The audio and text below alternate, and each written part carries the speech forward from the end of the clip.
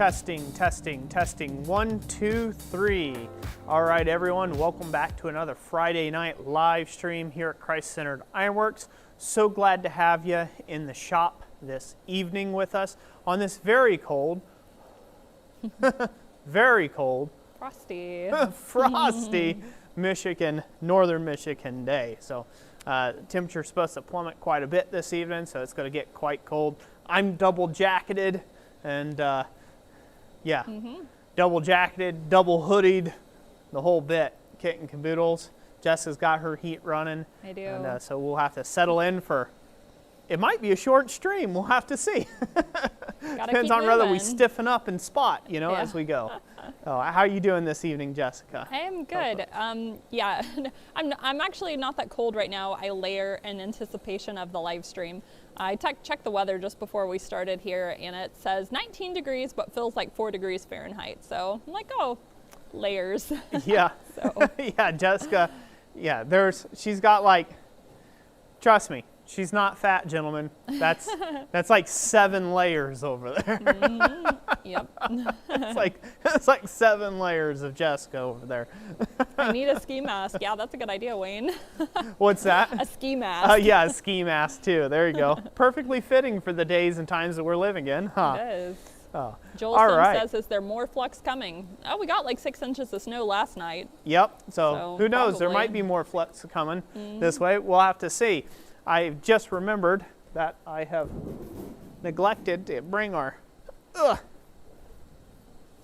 thing back into view to where you guys can see it. Let's see if we get that hooked up there. Should have thought about that before the stream. Just when you think you're doing good and you're all prepped and ready. I thought you were using that as a wind block. Huh? I thought you were using it as a wind block. That's why you had it over in front of that door. Well, I did while I was working this week. I had it over as a wind block. Hopefully everybody can see that now, can they? Yeah. Or did I just waste a whole bunch of time for nothing? No, it's definitely in shot. They can see it. Good. Trust me, folks, we do this from time to time. We do. We do.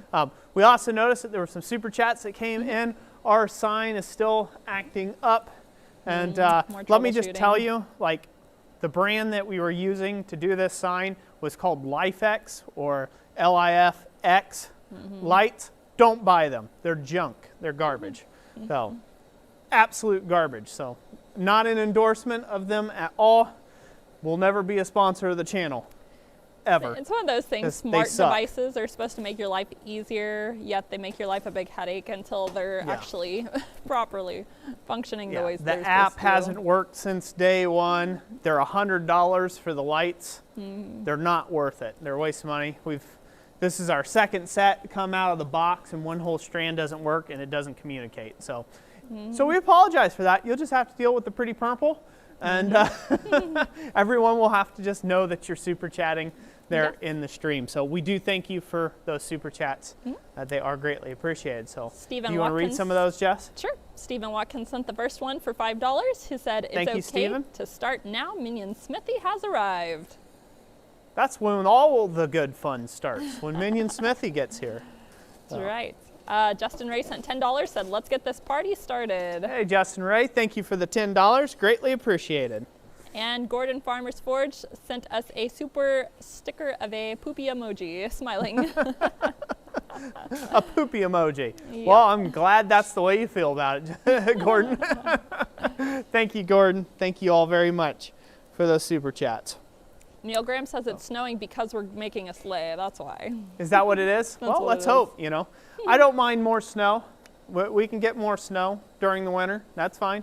It's not spring and summer yet, so let there be snow. Why not? If it's going to be cold, might as well be snowy. That's my opinion of it. So tonight we're going to continue on our little sleigh project here. Now we've got our runners here. I need to forge the ends of them, the actual ends themselves. I need to give them a little up curl at the very ends. So I will need to do that at some point this evening. But the part that we're going to focus on tonight is actually this top scroll on the top portion of this right here. Can they see that okay from the main cam? Yep, see it fine. Because I think the secondary cam's punched in a little too close to actually see this. Yeah. So I need to forge another one of these, a duplicate, and then we're going to do a decorative little finial, a little fleur-de-lis finial on the very end of this. Definitely want to stick around for that because it's kind of a neat little finial to put on the ends of things, and it's pretty quick to do. So if you want to use it for like a towel bar or, you know, shelf brackets or anything, it doesn't require a whole lot of effort. So you want to stick around for that, but that little finial help us transition in to the, you know, the larger scroll on the runner. So that brings me to my first point tonight. Since this is a forging stream, next 2 weeks from now, the next live stream will actually be a giveaway stream where we'll be giving away another Holland Anvil swedge block. So make sure you guys set your calendars. I think Jessica has that all lit. You got that all linked up down in the description down below, right? Yep, sure. So make sure you set reminders and things like that so you can be a part of that stream and get on that. So that'll be pretty good. But so what I want to talk about first off with scroll work and branching scrolls. Get your pens and paper handy. When you're creating branching scrolls, there's two ways of connecting and designing the scroll work. So let's talk about the design first. There's two ways to design branching scroll work. The first way is to make everything seamless and flowing. So that means that this scroll goes on here and it looks like it was split out of one solid piece of bar stock. You can't see any overlaps or nothing. You can't see how this was connected. So it's forge welded on or arc welded and ground down to where you couldn't see it, okay, the actual joint itself. That is one way. The other way of doing scroll work with branching scrolls is to own it. Own the fact that this is an additional piece that is on the scroll. Now, usually when this is done, it's done when there is a possibility of wrecking a lot of other scroll work that's already been, a lot of work that's already been done, and you're like, oh, shoot, I need to put something in there to pass code. You own the fact that that piece in the design is not one solid, smooth, everything. You own it. And the way that you own that is by decorating that piece, that little filler piece or the thing that you're attaching on. And so that's what we're going to do with this scroll. I'm going to make no attempts at forge welding this on or trying to blend it in and try to blend in the toe of a scarf. I didn't set up stuff. I'm not going to pin it on and then try to forge weld it. I've done stuff like that before. What I'm actually going to do is I'm going to use this joint as a feature of decoration on the piece. And it's also going to give a little bit more decoration to the front of the sled because, you know, as it's running down, instead of just seeing perfectly smooth tracks, you'll actually see a little fleur-de-lis on the front of it. So it gives the front of the sled a little bit more interest as well. So that's what we'll be cutting in on this piece here. Hopefully that makes sense. Mm-hmm. Any questions or comments, Jess? And we'll get this good and hot. We'll get our length of bar heated up here. Not about the process just yet, but someone asked what happened to your other apron. Other apron is pretty bulky, big, and it kind of comes up and sits here, and I'm wearing two jackets right now. So it was feeling a little too much. Just too much. So I broke out my old apron, my shop apron that I still keep around. And honestly, when I have just a lot of work, a lot of grimy blacksmithing work to do, I don't wear the other apron. I'll throw this on real quick, you know, because I'm not worried about getting a bunch of grease and dirt and nastiness all over this as I would be with my fancy apron. My fancy apron is really for demonstrations, videos, conferences, stuff like that. That's my show apron. Showy. My pretty show pony apron, but yeah, this one works just as well for our purposes tonight. Like I said, just too much. Big bulky jacket and then big bulky apron up in here, and I was trying to get it to layer right, and it's like No, I'm not going to do that this evening. I'm going to be comfortable, not stylish. Yep. Kenneth May, thank you for the $5 super chat. This channel has an amazing amount of knowledge. Thanks for sharing it. Very welcome. Thank you for the $5 super chat. I greatly appreciate that. Just gonna get better, says Roy. Make that sled any more ornate and you're gonna have to get insurance on it. Make the what? The sled? Any more ornate. Yeah. Yeah, I probably will. Plus, I'm gonna have to make sure my kids go sledding when there's no other kids on the hill. Because I'm pretty sure this thing's gonna be like flying down the hill like a screaming banshee. It's gonna go fast. Right. So. Brian Neely says, if you wanted to weld it, would you have to do 3 pieces, 2 scrolls, and the runner, or would you weld what you have now? I'd weld what I have now. So you would, there wouldn't be a benefit in 3-piece construction unless, here's the caveat, you needed something longer than this. Say you need a runner that's twice this long. That's a lot of material to hold while you're trying to scroll this up. That's kind of a pain in the butt.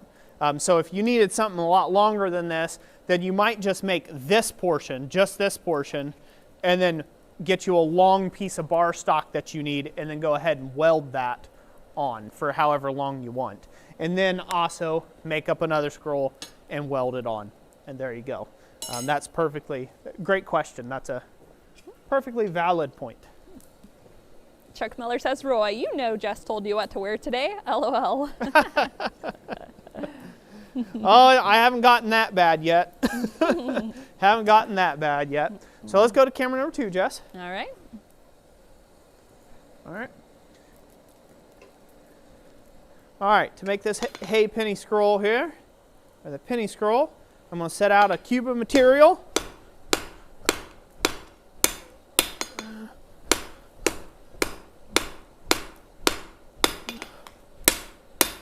And set that down.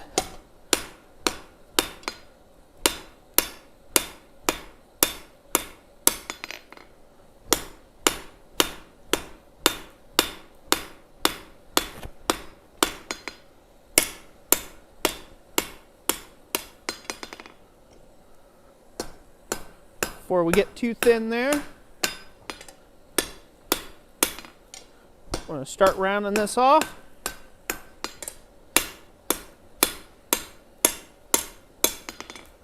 We need to get some more heat in it.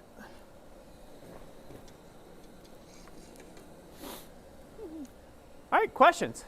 Sure. Comments? Wayne Heinz says, are you putting brakes on it? LOL. I might need to do one of those little handles. You see, and it's got a snow scoop on the underneath side, so this way you just pull it up and it breaks. You know? It might need one. We'll see.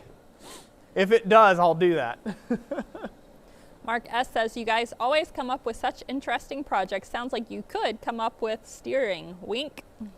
Wink, wink. Probably could. Probably could indeed. Brett Larson, yep, the giveaway is our next live stream, second live stream of the month. Yep. This this live stream ought to be fairly spam free when it comes to chat. Yeah. We'll see. Well, yeah, we'll see. The evening is young. And the notifications are not yet nigh. Let's go to the anvil. All right.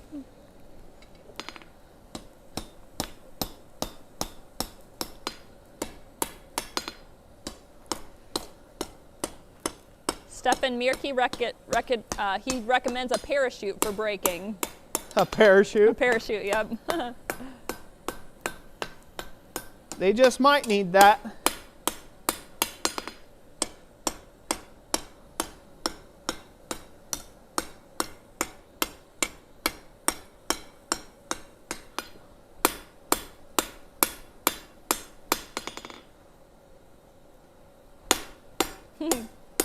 Wayne Hines is already requesting a Roy rant. It's still early in the stream. We're only like 22 minutes in. That's a lot. Yeah, it is pretty early, ain't it? It is. In the stream for a Roy rant just yet. I've got one. Do ya? But I'll hear what you're about to say first. Okay, I was What just you going to gonna say, Manga 12, yes, this should be a rideable sled. We shall find out on its maiden voyage. Should be a what? Rideable sled. A rideable? Mm-hmm. Let's hope it's a rideable one. Oh. Yeah, no, so here recently we had a old video of ours go basically pretty much viral over the last few days. And yeah, it's kind of making me lose faith in humanity again. just a little bit there. But yeah, so I guess my rant is more of an apology. I am so sorry to all of you beginners out there. From the bottom of my heart and the pit of my soul, I am so sorry that you all are coming up in this day and age of the internet with all the online bullies and trolls out there when it comes to blacksmithing. It did not used to be that way. The trade was not that way for a long time. You kind of had to meet somebody in person, and they just had to be a real big jerk in person. And then you guys could settle your squabbles like men. But we're living in a different age than when I started blacksmithing, so it's kind of, I apologize for both the older generation that have lost all sense and morals, and for the younger generation that haven't had good enough role models coming up in this. I apologize from the bottom of my heart. There's a little mini rant. Yeah. That's not, I don't even know what to call that. Yeah, mini rant works. Yeah, let's go to the anvil. All right.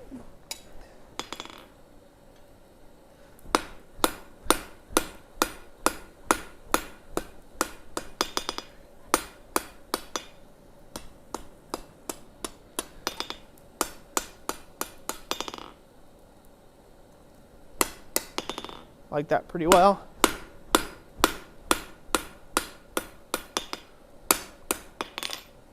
Put that back in the Chuck fire. Miller says there's only a few Smiths, Roy. The rest are expert knife makers.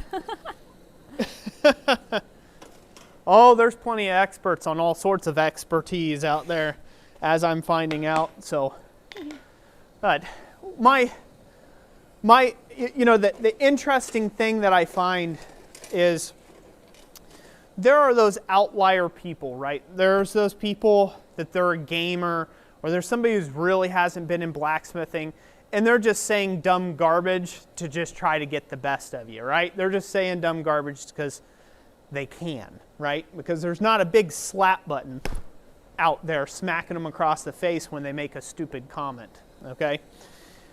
But what really sucks is when you get somebody who says they have 30 years of experience or 50 years of experience being an ignoramus just like the rest of them, being a jackwagon. To me, that's disheartening. You should know better. If you've been at it for 50 years, the last thing you should be doing is belittling somebody that you've never met in a comment section somewhere. If you haven't, you haven't grown up and you're not much of a man. So I don't care how many years you've been smithing. I have met master smiths, and generally they have one thing in common. They're very genuine and very, how do we want to say it? Soft guiding and leading with their hands in their approach, trying to say, you know, you have incorrect information there, or I don't like how you said this. Maybe you should have said it something different. They always come at things with a sense of tact and pride, and a little bit of common decency and courtesy for the other person on the end of the line. But I can't tell you how many people I've ran across just in the last 48 hours that claim that they have been at it for 40 years or whatever and are complete jackwagons. And I am so glad that hopefully I will never know who these ornery old farts are. Because, yeah, I'd put them in their place. Like I already did, in the block zone.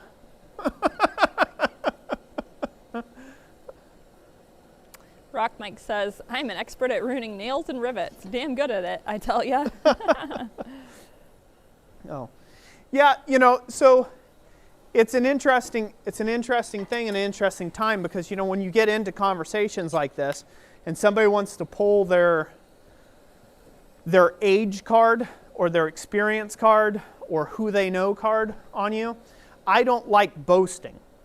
You can ask Jessica. I don't go to any blacksmithing event and say, hi, I'm Roy. Maybe you've heard of me. I'm this guy on YouTube, right? I don't do any of that. I don't say, hey, maybe you've seen my ironwork. Have you? Have you really? Have you been blessed with my presence? No, I don't do that garbage. In fact, most of the time, my wife ratted me out to the dentist's office. You know, obviously we're going to the same dentist. She ratted me out to the gals at the dentist's office that I'm a blacksmith. So, and then they got on to me when I went in. They're like, why didn't you tell us what you did for a living? I'm like, I don't like to brag, and I don't. I don't brag. I don't like boasting, but it's amazing. It's amazing to have a conversation with somebody and you can just tell that they're ignorant about a subject, and they think that you're ignorant, more ignorant than they are about the subject, just because you got less wrinkles than they do, or because you have, you know, no white hair on your head just yet, and that's just hilarious. Oh. From Jay Jones, he says that's called constructive criticism and designed to help you improve. What constructive criticism? So here's a key about that. That'll be a good rant. I'll go with this one right after while I'm doing this. Let's take this to the Anvil cam. Let's have a conversation real quick about constructive criticism.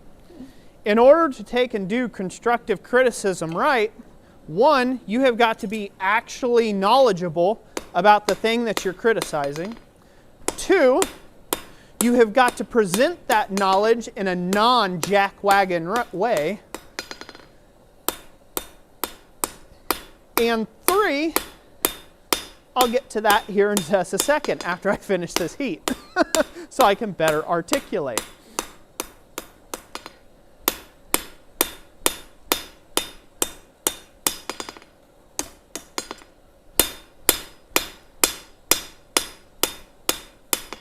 Just stretching this out.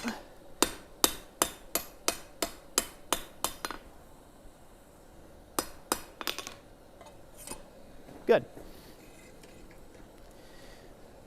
Three, it's assumed that I respect you. That's the third thing. If I don't know you from Adam, I don't know the difference between constructive criticism, because you have my best interest at heart, or you just being a jackwagon. So that's the key there. And online is not a good place for that. You can have somebody come up and say, I can't tell you how many times I've had someone tell me over this past week that I talked too much and I didn't use this and I didn't do the camera right and I didn't do these things and whatever. They're talking to a person that's put out 1,500 videos of content on a video that was a year old, 2 years old, 3 years old even, right? And they're talking to somebody. Again, you go over their channel and they've got one video. But they're telling you how you suck as a creator and how you haven't done proper on your video footage. Likewise, Ironwork. If any of you have any interest, go over to my website and read my bio. How many pages long is it? Well, just a very long page because it doesn't have multiple pages. It's a constantly long page. It's a big one, right? Yeah. Of all of my past exploits as a smith. I don't brag about them. I don't go around tooting my own horn. I don't blow a trumpet before me or so, right? But I will have people give me constructive criticism on everything from my hammer work, constructive, right? My hammer work to the project that I'm doing. Again, the projects I do here on YouTube are for beginners and maybe intermediate smiths. I have tools that I will use when I'm not on camera because I'm a professional blacksmith, because I have the luxury of having those tools. Otherwise, I use just hammer and anvil. Why? Because it's assumed if you're watching my channel and you're wanting to pursue blacksmithing, you have a heat source, you have a hammer source, and you have an anvil source, right? So you can follow along. That's why you don't see me throwing out a whole bunch of funky jigs and specialized tooling and everything else and its brother. I don't do that. But when it's assumed, oh, Roy, you're getting really good these days at blacksmithing. Oh, you think, pal? Just because I posted one video that's not even the best of my work. It's one of those things. But you know what you could have done differently?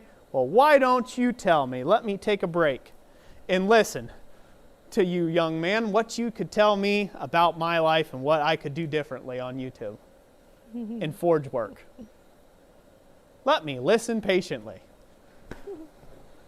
Yeah, again, online forums is not a good place to give constructive criticism because those three elements are not in place. Let's go to the anvil. All right. There's my rant. That might be the longest rant ever. For this, not ever, but for this stream anyhow, in a while. Huh. Yeah. Manga 12, oh no, sorry. Granddad says his bio can fit in a fortune cookie.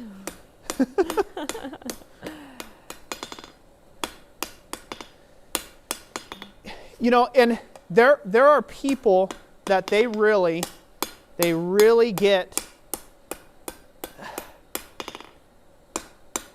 I don't know an appropriate way of saying this. They take a lot of pride. There, that's probably a better way of saying it. They take a lot of pride in, not the good kind either, and develop a lot of ego around the fact that they have done this, they have talked to so-and-so, they have learned from who and who, they forged all these different things, right? They were recognized at some county fair with a blue ribbon for their smithing. Okay? There's people who do that, and they take a lot of pride in that. And that's, I could say that's okay, but it's not okay to take pride in that to belittle other people.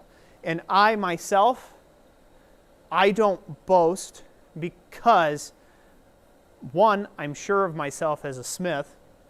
That's fine. My clients are happy, so that's all I care. They're the ones that pay the bills. And two, okay, I would never want to intentionally make someone else feel lesser than in their position where they're at and belittle them with, you know, oh, look at my feather in my cap. It's shiny. Oh, you got a silver one? I got gold. Oh, you went gold. Fine, I got platinum, right? I got 3 of them. You got 1, right? I don't do that. So if you're in this stream and you've done that to anybody, I don't care if it was your most hated archenemy online for whatever reason. You know, maybe you're one of those types, you hate Alex Steele. You're putting your little feather in your cap. That's on you. It's not on Alec. It's not on Tabor. It's not on Black Bear. It's not on me. It's not on anybody out there who's trying to make a difference with their ironwork and build other smiths up. So that's only on you, sitting there in your Cheeto-covered wife beater, wearing your Superman panties. Was it Batman last time? It's Superman now, because they're a super troll. Oh, gotcha. And again, this isn't directed at anybody. This is kind of me venting a little bit, I guess, from the week that I've had of battling down just the pure ridiculousness that is YouTube. So yeah, we've gotten a lot of subscribers recently, which is great. Lots of views, which is great, but lots of morons, which is not great. So You got 2 out of 3. Yeah, I got 2 out of 3. Shucks, be the darn it on the 3rd one. What's everybody saying? Let's see. They telling me to shut up and get back on it? No. Aimless Adventure sent a $10 super chat. He says, "Hi, I'm Roy." 3 laughy faces. Do it again. He wants to hear the "Hi, I'm Roy." Hi, I'm Roy.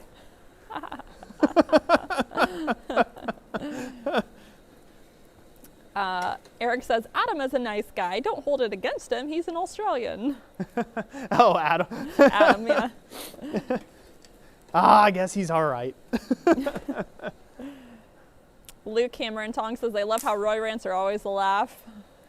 Are they a laugh? Are they a good gas? Is my pain and suffering amusing to everyone? Stephen Watkins. I do try. I do try. You're Stephen very Watkins welcome. says, this went way past a mini rant. Moo ha ha. Yeah, I went way past a mini rant, so. Full-blown rants. Robert Lana says, your work speaks for itself, Roy. Yeah.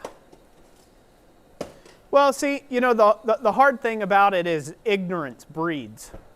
And it creates other little iglets as it goes along. So it doesn't, sometimes it's one of those deals, it's difficult to know when do I correct misinformation about myself in a comment section that someone's spewing versus when do I just let it go and not read and just don't care, right? Because at the end of the day, I'm a happy dude. I've got a great life. I enjoy smithing. I go out to my shop. I put both legs in both pant holes at the same time. Yeah, I do it just a little bit differently than everyone else out there. Until that day when you're wearing a kilt. And then they Yeah. both go in one hole. Yeah, till the day I wear a kilt, right? Yeah. You just start wearing a mini kilt. Just for everyone out there, just a little mini kilt. See what type of likes I get then. Weirdness. Oh. But yeah, like it's very hard to, you know, decide on that. And again, I'll be the first one to tell you, I don't know everything there is to know about blacksmithing, but I sure as heck ain't a rookie. I sure as heck is not an intermediate smith. No, I'm a professional, and hopefully one day will be seen as a master smith. Those are my goals in life. I want my work to speak for itself, and that's it. To where people see it, they say, wow, a master craftsman put that together. That's what I want. And you know, so it's very difficult though when you're on the way and someone tells you like, oh, well, you're all right. One day you might be as good as X. Some person that is decidedly not on your same tier of skill level either. That's another ka-choom stab to the heart. Makes you want to be like, but. And then you just let it go. At least I let it go. Somewhat. Except tonight. When we're ranting about it. Let's go to the anvil, Jess. All right. I'm going to roll this up and you can continue to talk to me. Sure. Let's see. Thank you, Black Collar Ironworks, for the $20 super chat. It says, I'm late. I could not get the forged weld on my project. I don't think I put enough borax on it. Hee hee hee. Wink. Heart, bro. No. Throw more borax on it. Chris Schaefer says he's ready to start the fundraising for a kilt. Well, get started on it. We'll see what happens. It might be a while. Let's just say a long while before we actually get that kilt. I'm getting an expensive one if I'm going to get one. Real expensive. Pricey, some might say.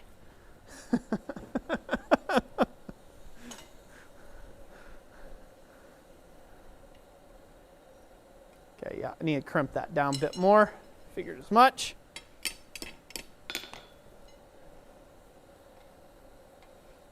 Rowan Maxwell, thank you for joining us. Roy will probably be putting the sled pieces back in the frame here after a bit.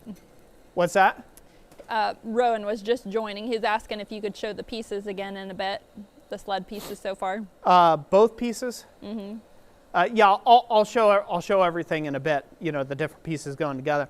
Right now I'm working on the top portion that's going to go on top of the actual runners. So this is the next decorative element.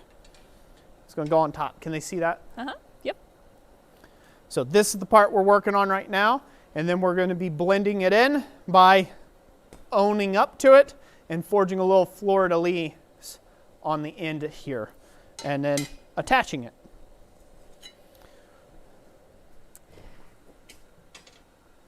FCF Ranger asks your best advice for a beginner. Best advice for a beginner? will go as all of my advice that I've ever given to beginners. Learn your fundamentals. You can make whatever you want after that. And you'll be able to do so effectively, efficiently, and have an absolute grand time smithing. And you know, if you need to look up what those are, I have a complete fundamentals playlist on our channel here. So all you got to do is look up, you know, Chrysler Ironworks fundamentals, and it should pop up. So, and I suggest that. That's huge and that's key. Octavia says, I know you have a coal forge, but is your blower about as powerful as a hairdryer? I have a wood forge and trying to find a good blower. My blower is, well, it's kind of hard to compare. The blower that I have here will actually put out more air than what a hairdryer will because of the size of the opening and the RPM of the fan. There's a lot that goes into calculating that on how much CFM it can actually move. There's not only that, but how much inches of water column you can move as well. So there's pressure that you have to deal with. This blower here is a Dayton blower. I forget all the specifics. I'll have to look it up. I want to say it's 100. I want to say it's a 150 CFM or 200 CFM blower on there, and I've got it about half throttled right now. So generally, hair dryers, especially if it's on a much smaller forge with not as deep of a fire pot, those will blow the fire right out of the forge. They're strong enough. But the Dayton blowers, they're steel. You know, they're meant for like furnaces and things like that. They're meant for heat type locations.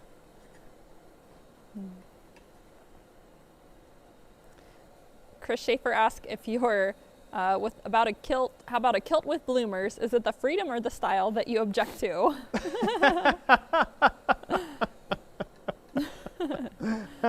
Oh man, that's a good question. I think it is the. I think about it.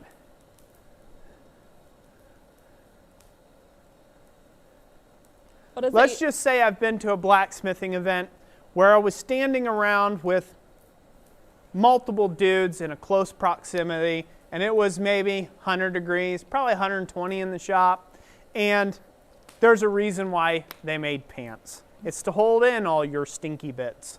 And the smell was real ripe, and I decided from that moment on I wasn't going to be a personal guy to waft it. So I was like, that ended my curiosity of kilts then. So there's a reason why they made pants. Also, I don't like my legs exposed to heat, iron. I'm always dropping stuff. I get burned enough on my hands and my arms as it is, and I take enough risks as it is. I don't want anything to get on my legs and go down that route. No thanks. So, multiple fronts. I guess I don't really care about the fashion. I even thought about getting a kilt once, long time back. And like I said, until I went to that blacksmithing event, and there was, too many big dudes that hadn't taken a shower in probably 2 or 3 days, and sweating. It was bad. it was bad. It ruined me on it. Oh, let's go to the Anvil, Jess. All right.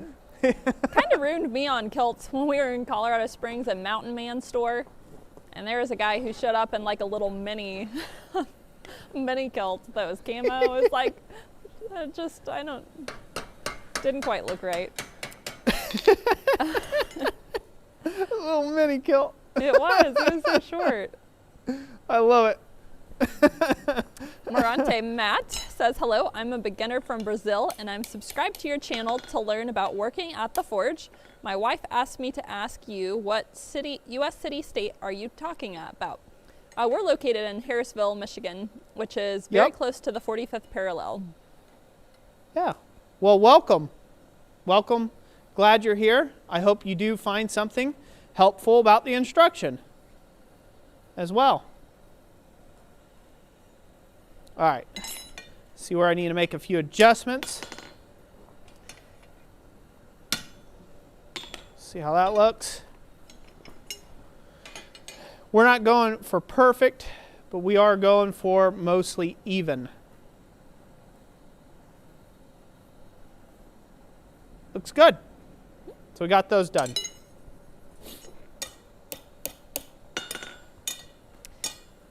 FCF Ranger asked what your favorite thing that you've ever made and why. Ooh, I get this question a lot.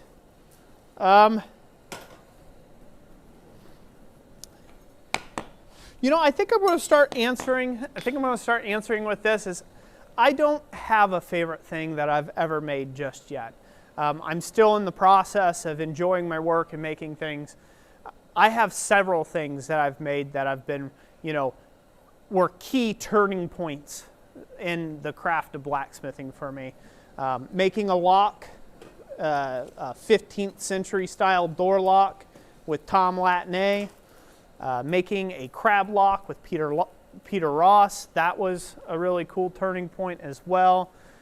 Making this hammer, my own hammer that I use daily driver in a class with Tom Latney, that had a lot of firsts in this hammer for me. Some of those are just some of my most favorite things.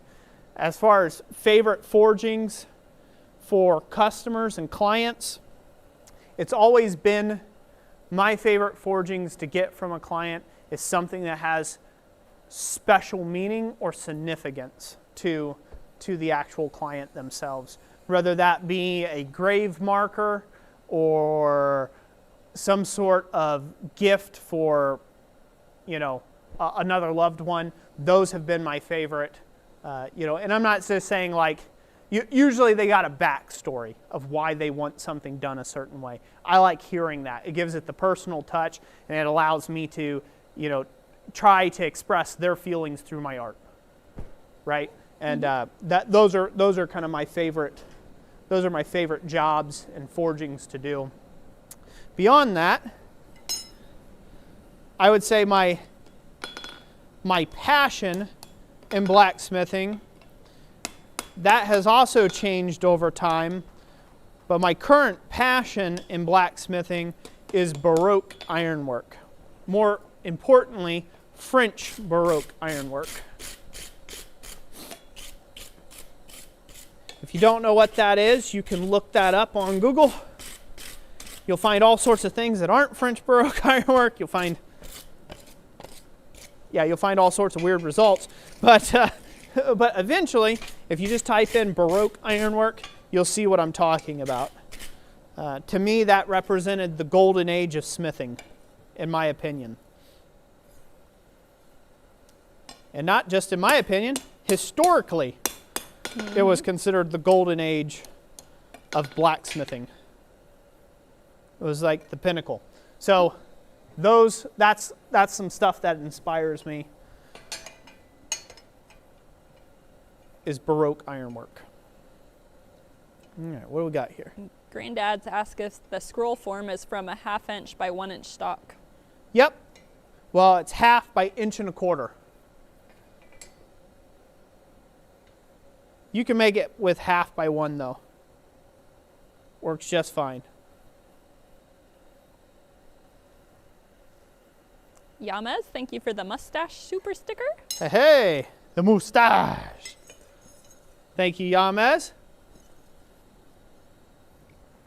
I believe it was Speargrass earlier. They were really liking your facial hair. They said it was very lumberjacky. Oh, they like it, eh? Uh-huh. Cool. Something not quite right with, I gotcha. I was wondering what was wrong. Something was in my eye. The scroll was coming out a little bit larger than what the other one was. And it's because I rolled it too much. So I have to straighten it out just to fuzz. So pull this off.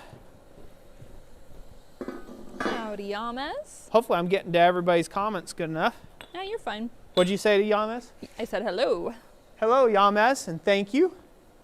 The super chat. Madcap Magician says, what are the monthly cost of full-time blacksmithing? Ooh. It's very difficult to calculate. Yeah, very difficult to calculate. It varies. It varies a lot. Well, in my shop, it varies widely. I'm not a production smith, so that means I don't make one repetitive item constantly, so I don't have this constant repetitive consumables. Now, back when I was doing a lot of copper bowls and a lot of copper vessels, things like that out of copper, I was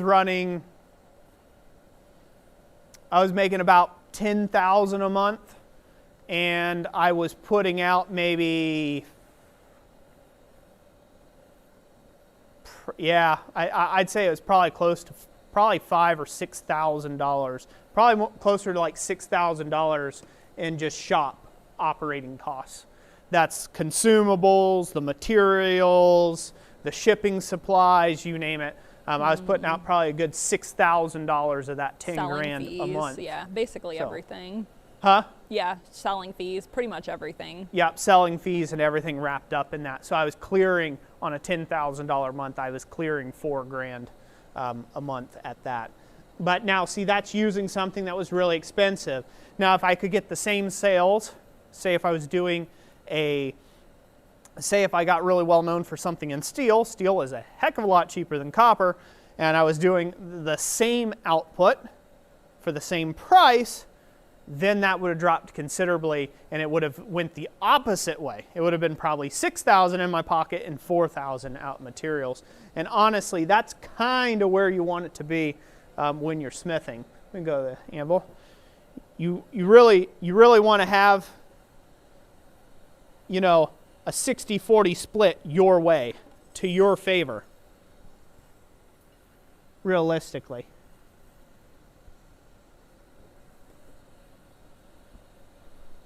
That's not always possible when you're bidding out jobs and everything else, but if you can get that, there we go. Now she snugged right in where I wanted her.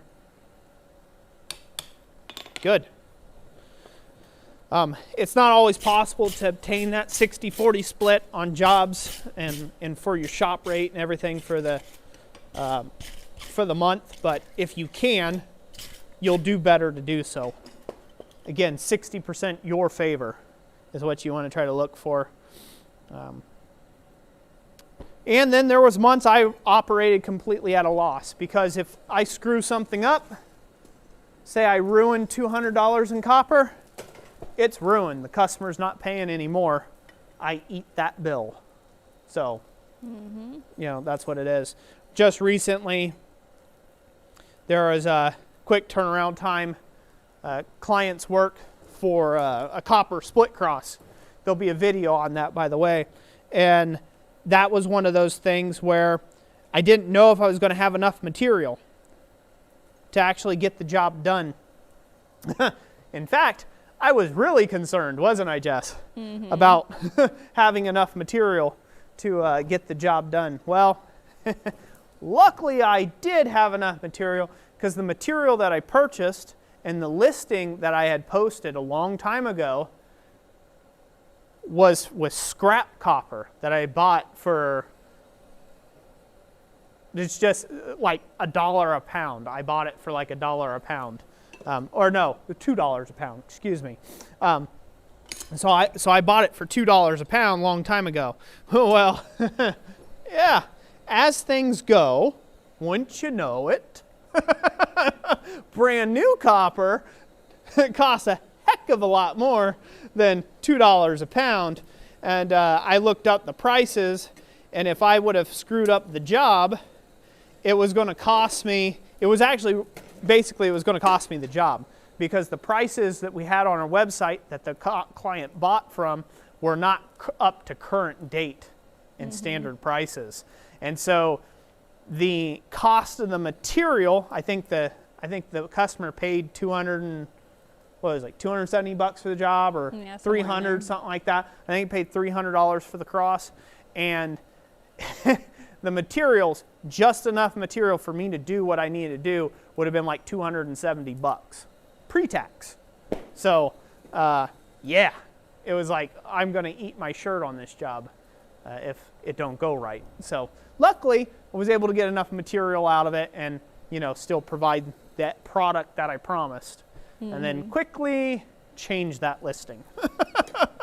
before I had anybody else want to go buy it. Because if you would have thought about it, if I had somebody else buy right after he bought a copper cross like that, my material costs would have ate up. Yeah. So in order for me to keep the job, I'd be doing it for free. So, yeah, so operating costs are different. When you're doing, it's great. It's a great subject matter. We need to move on. There's other comments. Some super chats in a second. Super I was going chats, to say, okay. fuel-wise, you've been burning about a ton a year. Yeah. If you're trying to base off of fuel. It depends. I try to make it stretch, right? I try to make it stretch. Obviously, on really, really, really busy years, I might even go through 2 tons of fuel in a year. But I try to keep it to about a ton of Coke a year. Robert Lannis, thank you for the $5 super chat. When you used bituminous coal, did you avoid adding the coal dust to the pot? Is there a use for it? Did I avoid? Did you save out the coal dust, basically? Did I save the coal dust out? No, I haven't ever really saved coal dust. Now, the only times I've done that in the past, I have saved a little bit of coal dust or some scale, slag, things like that, you know, just basically right off the top of the forge top is for punching. It makes a really good punch lube.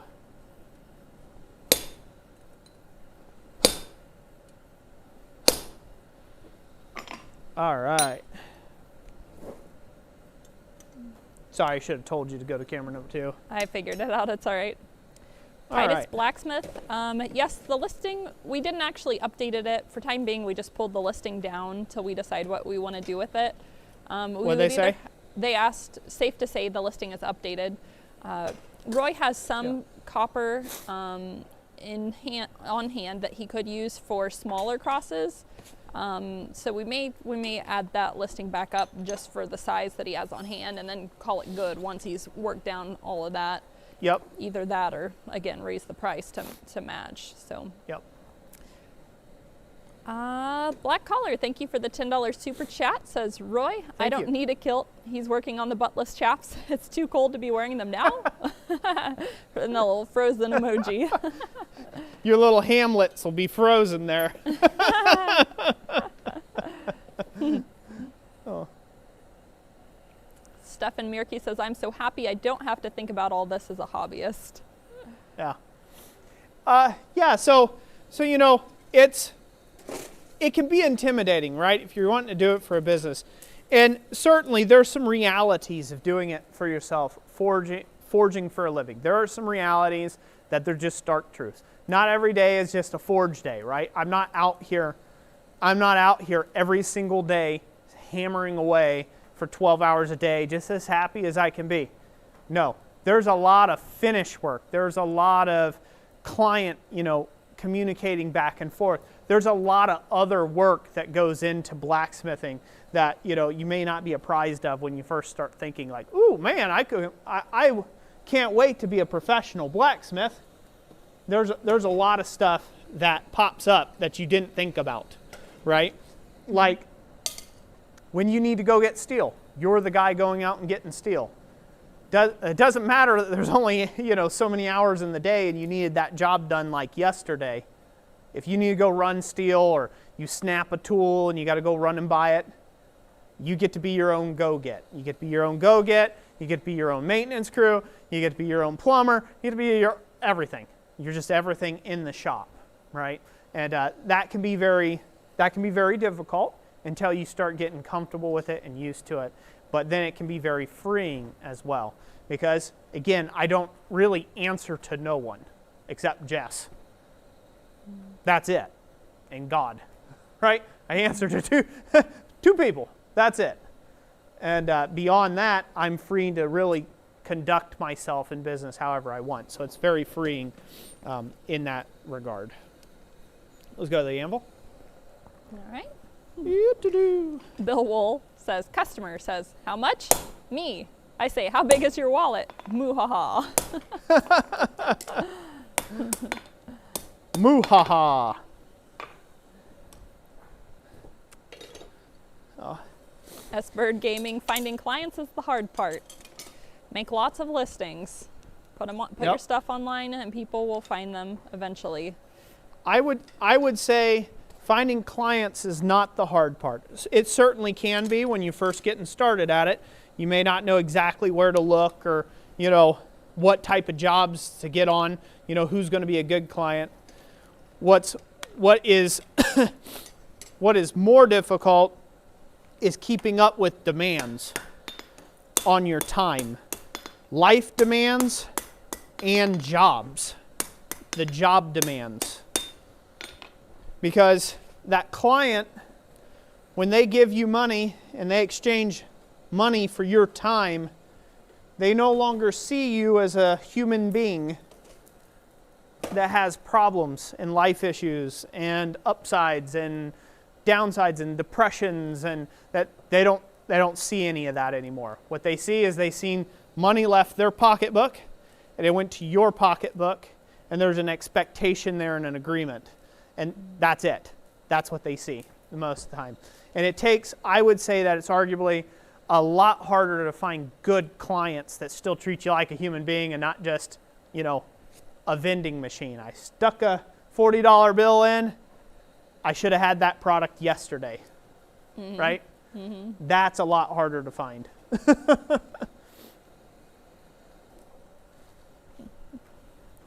Oh, by the way, Roy, it is just a little past 6. We are sitting at 138 current viewers and 87 likes. Awesome. Well, thank you all for being here. Hopefully everybody's been enjoying the stream so far. They are. Gordon says, Roy, I need some advice. I'm going to be doing a piece for my portfolio with copper, and I want to decorate it with a copper wire. Is there any advice for fire welding the copper wire to the piece? I would not fire weld. I would just solder.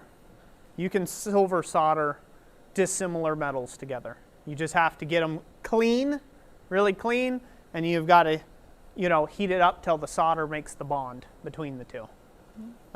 And you will have to use the flux that comes with it, the actual flux for the you know, silver soldering paste. That would be my suggestion. Be really nice and tidy with your flux, so this way it doesn't run your silver solder all over the rest of your piece.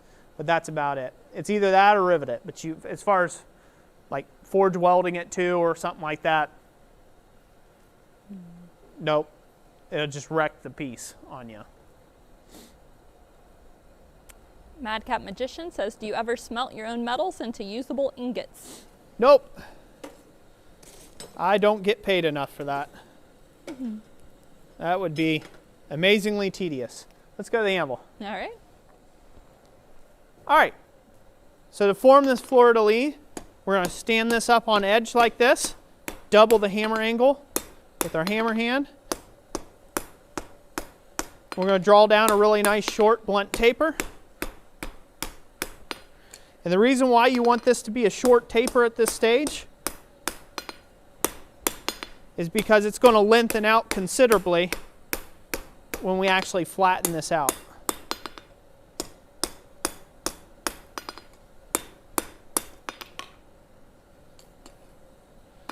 Easy now. So when we take out the thickness, this is going to stretch. So you want it to be a fairly blunt taper to begin with. You don't want this to be a long, narrow taper. You want it to be blunt. Gordon Farmer asks, would making an online portfolio make potential clients take more notice? Great question. Yes. Having an online website where people can watch, can look at your ironwork in a hassle-free environment. That means you don't have a bunch of ads and other junk playing on your website, where they can be unhassled and they can just scan through your photos. Say you meet them at a fair or a street fest or something like that, and there's no pressure for them to check out or anything like that. That is a really big tool. I recommend for everyone to have their websites online. Period. You should have an Etsy store. You should have a website of your own. Even if you get a free version of one, whatever. Some place that people can land. We live in the 21st century, and people are constantly, you know, the 20th century anyhow. People are constantly looking for things online, especially now.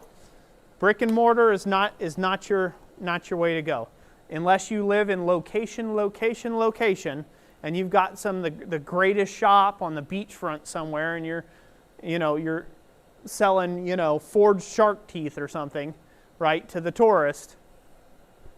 Again, you need to have an online presence at some point. So yeah, so having an online portfolio where there's not a bunch of gimmicks or sales or anything like that, but a place where they can walk, that a customer can literally go through what they see and what they like, and then contact you about your work is really where some of your biggest jobs can come from.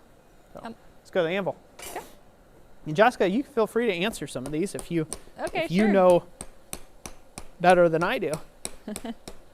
Oh. Everett Stormy says, you guys have a great channel and setup. Well, thank you. We work hard at it.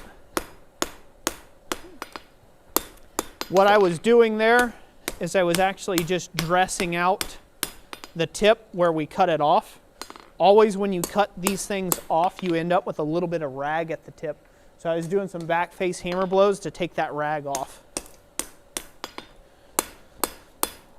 Now, if I were to do this all over again, I would start with this end first and then roll up the scroll. The reason why I'm doing this, what I'm going to call the hard way, is because I have already made a scroll. I messed up. I already made a scroll like this. So if I would have started the opposite way, the way that I should have done in the first place with the new scroll, it wouldn't match the scroll that I was trying to make this one fit to. I hope that makes sense. So if I would have started from this end, it would have been dang near impossible to get this perfectly made like this. So following the same progression of steps across all the pieces. Now, of course, that makes me have to hold this thing all sorts of weird, and it doesn't like to taper just right, and all that jazz. But that was my mistake in making my first piece without considering I needing to do this portion first before rolling up the scroll. Hopefully that makes sense. Hello for the Honor Forge. Good to see you. Hey. He says, I'm having marketing and availability issues. I've been traveling for work with an erratic work schedule, but have been bringing leather crafting with me to at least keep me productive on my off days. My website is down and I deactivated half of my Etsy listings due to my other job schedule. I need to completely remake my website to reflect both of my businesses. Yeah, sometimes you have to do that. Mm-hmm. We're about to be undergoing that kind of change ourselves here before long on our own website. Mainly there's a lot of things that I have made in the past, 4 or 5 years ago, things that I do not want to make in the future. Because I have found myself now, somebody will say, hey, they'll click on a listing of something I made 5 years ago, and I have progressed so far in 5 years that, I look back at some of those listings, I'm like, why is that thing even still up? And so now I'm trying to actually match Roy's work of yesteryear. So I'm kind of dumbing myself down to go back in time. I'm like, okay, nope, this doesn't look anything like it. It's too pretty. I need to rough it up a bit. I need to add that twist that's in the picture that I should have had straight to begin with, right? Like there's stuff like that we're doing. So we've got to do a big clearinghouse of our work and add some of my more current work to the website. It's a lot of work. We've got a lot of items on Etsy and our website. Yep. Go to the Anvil. Okay.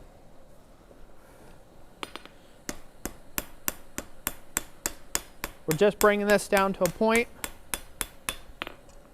That's all we're looking for.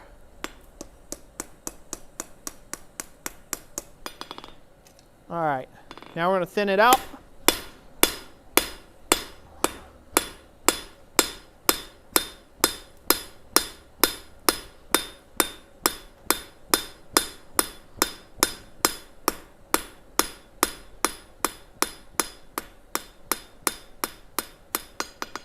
In fact, we're just going to let that spread just a little bit wider than the parent bar stock. Look good? Mm-hmm. Yes, it does. Good. Charming Hollow says, some of us are reverting back to the Stone Age.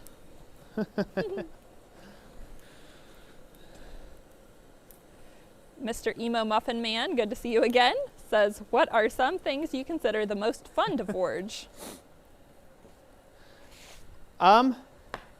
Scroll work. I really love scroll work. Yeah, I don't know. I like a challenge. I don't know. I don't really know on that. Occasionally, it's nice to just cut loose and do like a basic hook or something from time to time, just to warm up, just to putz around in the shop. So that's nice to do from time to time.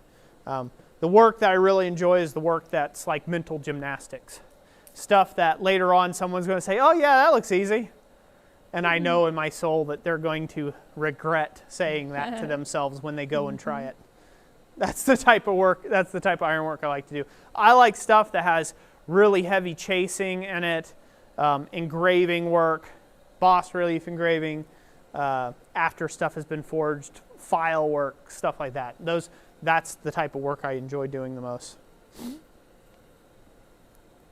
Black Collar Ironworks sent a $10 super chat and said, he's only smelting expensive copper into cheap copper ingots for his boat project, smiley face. He's smelting expensive copper into cheap copper? Yep. Is that what he said? For your boat. You're a ham. All right, so we're going to come out. I'm going to use a chisel. And by the way, I didn't say proper. Hello, Hans and Amy. Hopefully you all are doing well. Our isolated friends in the South. My brain was busy, locked on, trying to keep up with what I'm doing here. All right, we're going to go to the anvil here. That's not going to work now. Set this down. Can I do it? I might have to break out my hold down tool. We'll see.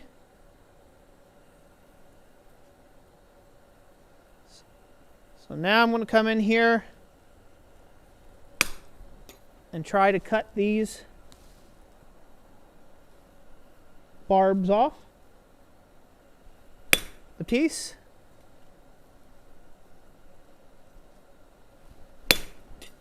See where we're at. We're going to get it lined out first and foremost.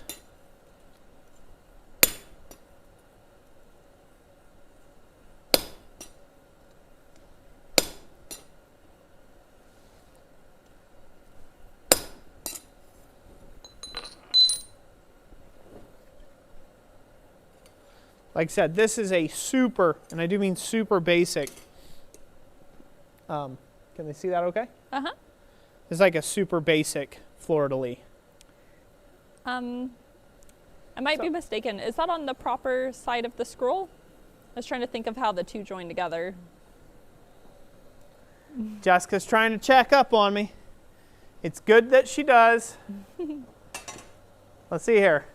Is that correct? Okay, yeah. I was trying to think of which way the scroll was going to be turned. So, see? All right, good. Jean Simonelli, you did miss one Roy rant on trolls. Jessica has a hard time supporting me in my Roy rants. She's like, can't we just all get along, Roy? Specifically, my husband, get along with the internet. And I'm like, never! Yeah, that'd be too much to ask. Hans asks, Roy, what is the name of the tenon that is center punched around the tenon in the parent stock? Center punched where the two join. Clay Spencer showed a sample of it somewhere. Say that one more time. What is the name of the tenon that is center punched around the tenon in the parent stock? Center punched where the two join. God, that's right on the tip of my tongue. I know what you're talking about. It's the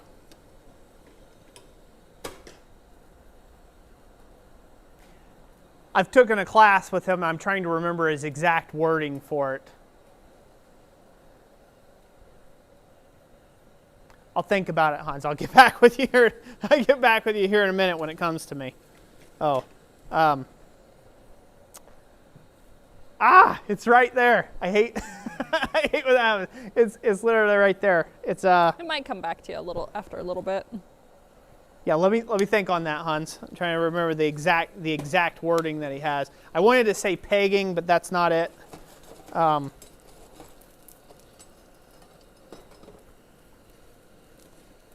You can go ahead.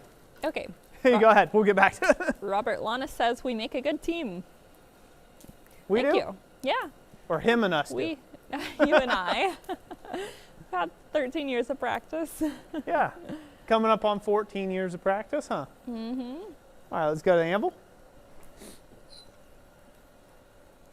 Gordon says that we can't keep our flux to ourselves. They're about to get it over there this weekend. LOL. Oh, yeah? Mm-hmm. Enjoy it. I think while everybody's it lasts. getting a bit of it. Go outside and build a snowman. Do you want to build a snowman? Heath Miller, thank you for the coffee cup sticker. I think it says tired on the coffee cup. Well, I am sorry, Heath, that you were tired. But thank you. Nonetheless. Luke, Hammer, and Tongs, hope to see you next time. Hey, thanks for being here.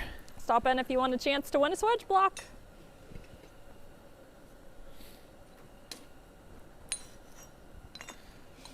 See You Metals says, when you're not on camera, do you ever play music? And if so, what's your favorite song? Nope and nope.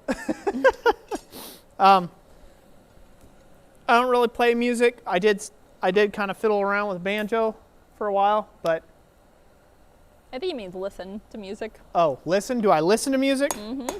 I thought you said play music. Well, he said play music, but like playing it out loud, like. Oh, like actually play music. Some people use it interchangeably. Ah, okay.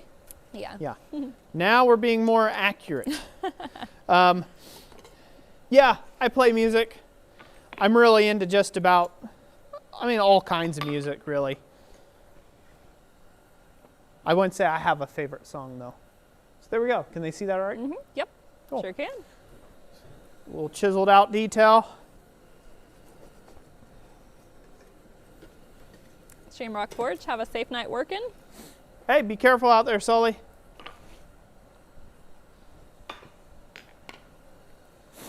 Brian Howman, thank you for the $2 super chat. Said, dealing with bad internet. God bless you. See you next time. Hey, God bless you. Thank you for being around, and thank you for the super chat. Greatly appreciated. Yama says, he said, sing it, boss lady. Speargrass says, here's some other lyrics.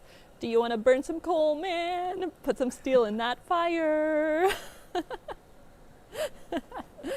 sure it could be completely broke. Y'all are broke. Rewritten for Blacksmith. Ben Ellingworth, good evening to you. Titus Blacksmith Forge, no snow. Just talk of snow here, and you can't find bread or milk anywhere. Yeah, Ohio used to be that way. So to answer Hans's question from earlier about the tenon, what's the name of the tenon that goes through?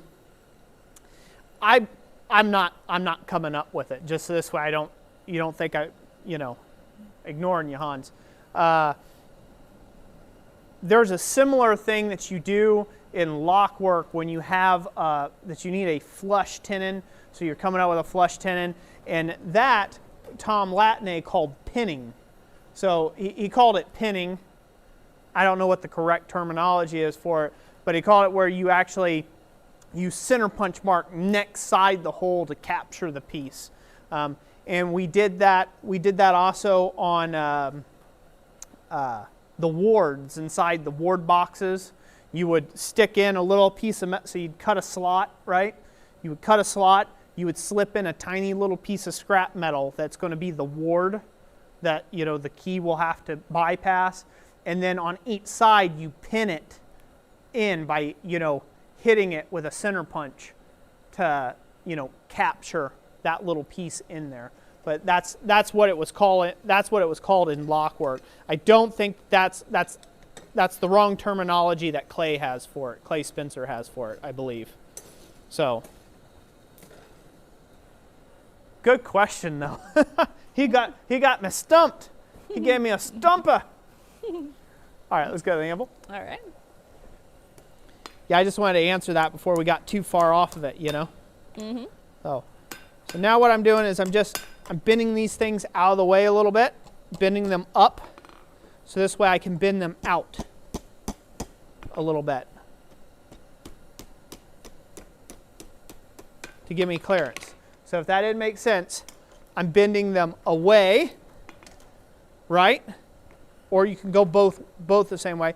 You can't really go both ways because you're gonna run into a reach issue. So one goes one way, one goes the other way, okay? And then you can bend them out. You can trap them and bend them out because now you have clearance between this piece. You got clearance between this piece and that. And then all you have to do is flatten that back down.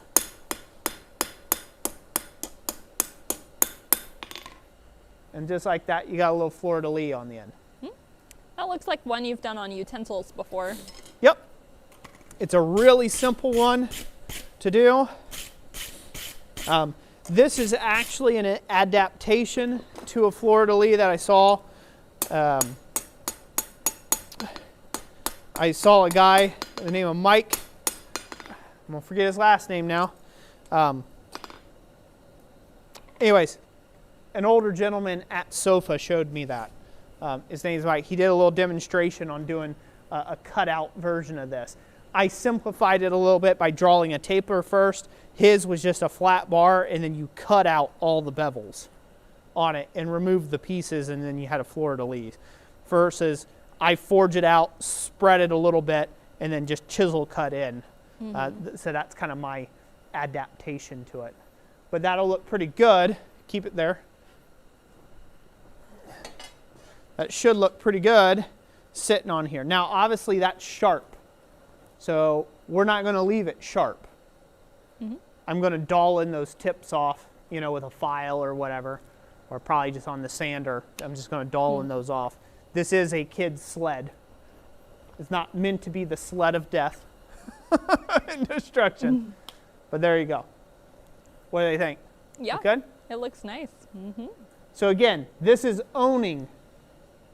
This is owning up to this. This is what I like to. Sorry, I just had another thought. Clay might have called that pegging.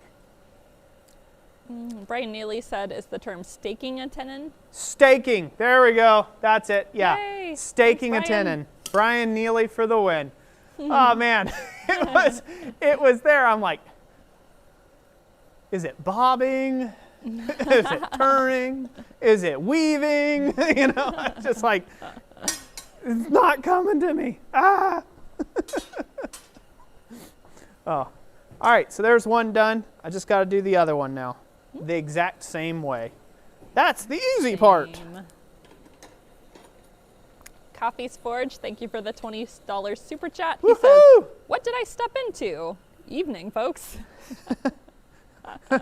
Well, depending on the connotation of that, you stepped in a whole big pile of it this evening, Mr. Coffee.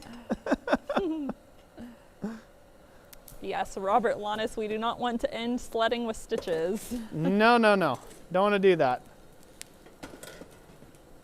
I'm going to have to take out another insurance plan, general liability, just for our kids to go sledding.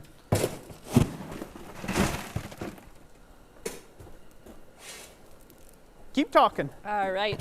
Neb Ben, thanks for joining us. What's that? Neb Ben says he just watched one of our videos and now he can't stop you work at your craft.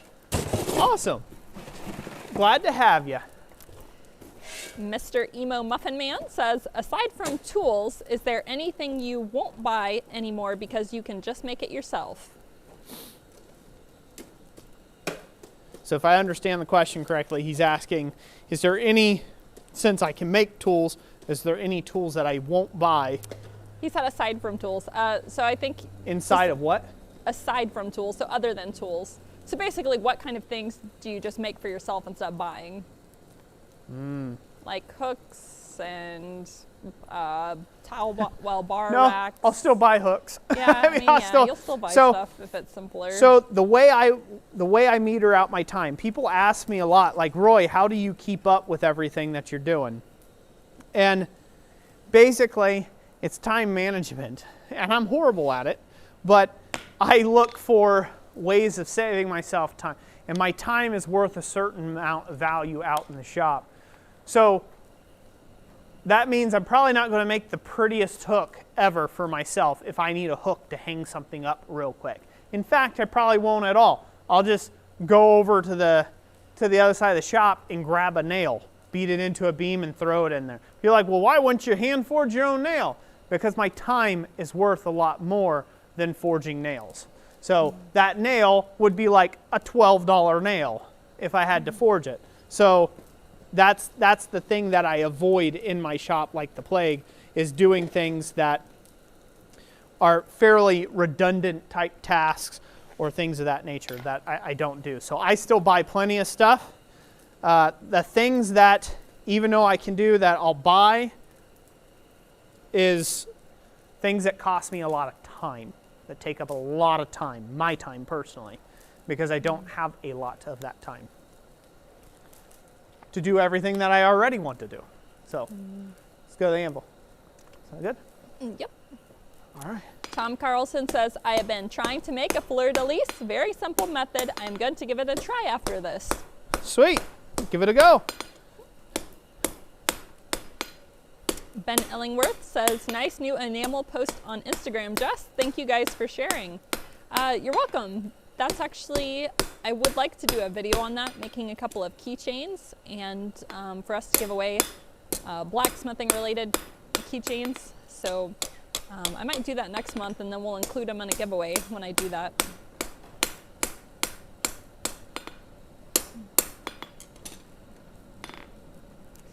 Titus Blacksmith Forge says, I know on your live feeds you do everything on the anvil, but do you feel like a power hammer or tire hammer are necessary to be really successful?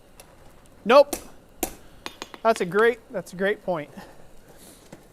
So this brings me into my age-old Roy rants that I always do about it's not the tools that make the smith, it is the smith that makes the tools. As far as to be successful, there are blacksmith snobs out there that will say that you are not a professional blacksmith unless you have a power hammer in your shop, unless you have a press. Then they will go as far as, once you buy a power hammer and you buy a press, they'll tell you that you don't have the correct power hammer or press to do your ironwork. And it has never been about tooling.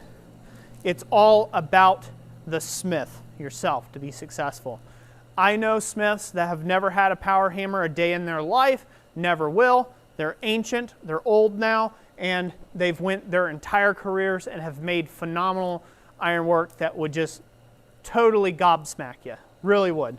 And so the power hammer or press will not make you a better smith. In fact, there's a lot of people who go to some sort of art college. They learn to do everything on a power hammer, and they're completely useless at an anvil. They have no clue how to use an anvil and swing a hand hammer for any length of time at all. And that's a real hindrance, again. So it's not, they only know one type of forging, and it's power hammer forging is what I like to call it. It all has the same texture. It's the same, it's the same. They can add fake texture to it. It's the same. It all looks the same across the board because we all do it. When you get a power hammer, you can start moving big chunks of steel. You start, T-boning it, and like, oh, well, that's a feature. I left it rough, so this way I can highlight it and things like that.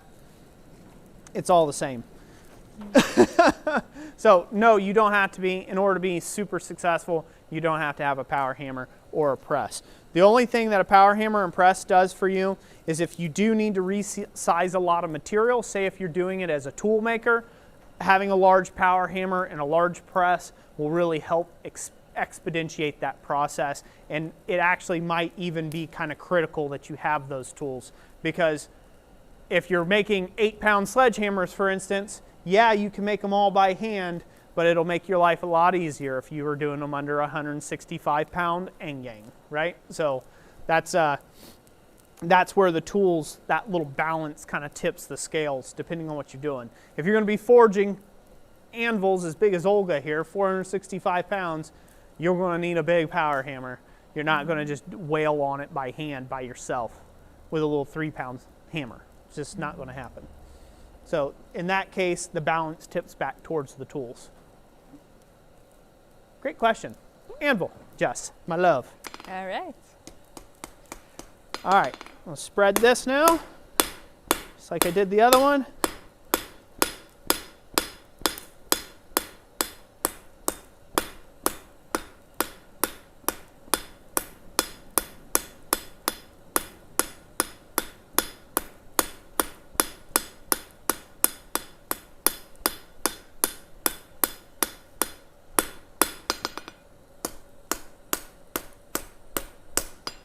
Questions? Ah, yes. Let me go to one. Let's see here. Rob Huff says, I know of guys that can make tools, but would rather buy them simply because it takes away from the work that they would rather be doing. Exactly. Sprazzlebolt Steam Gear the Third says, new viewer here, do you both blacksmith? I've done a little bit of forging before. Most recently, I just tend to, when I use a hammer, I'm really just texturing or dishing things like bowls and the swedge block. Yep. So not transformative forging, but also I've been mainly doing enameling for about 1.5 years now is my main hobby, just because I can do it in shorter amounts of time. Han says, I've been making timber framing tools a lot lately for my own use. That's cool, Hans.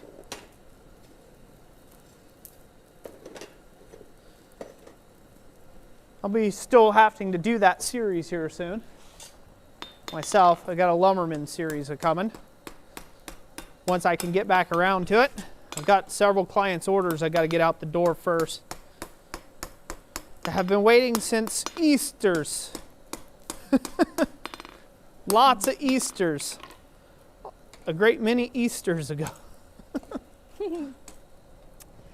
Clapton Hernandez says, is this your full-time job or do you have any other professions? Nope, this is my full-time job.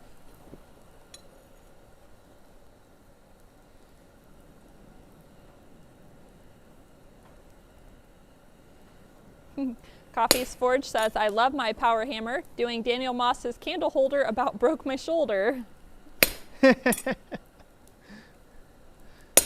There's definitely a good case to have a power hammer. I like my power hammer. I like using my power hammer when I need it. But I have also found, since owning a power hammer, it is not a necessity either. I thought it was a necessity, but it is not. Metalman Production says, Roy, were you going to do the Dan Moss challenge, the candle holder in 20? Yep, I do plan on doing that. So, in fact, to kind of remain kind of true to the challenge, kind of spirit of the challenge, what I'm going to do, most likely in my video, is without practice. So I'm not going to practice it or anything like that. I'm going to take the drawing and just try to apply the smithing skills that I've gained over, the years that I've been doing this. And I'm just going to try to apply them to the challenge straight up. No practice, no outtakes, no nothing like that. Just straight on with it, straight forging, and see if I can do that. Now, I do have a little bit of an ace up my sleeve, I think.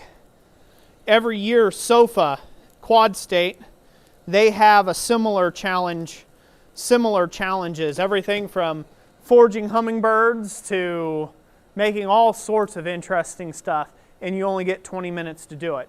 You and a partner, which actually you would think would speed things up. It doesn't. It actually slows things down to have a partner because you can only go as fast as what they're moving. So, one of those type deals.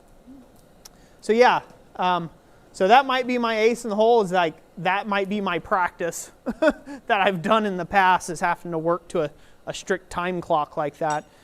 Usually, yeah, blacksmithing, let's just say blacksmithing is not a speedy occurrence.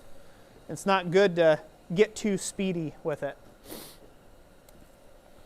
You just end up making rushed ironwork that looks really bad in the long run. So it won't be your best ironwork, but it might be able to fulfill a particular criteria.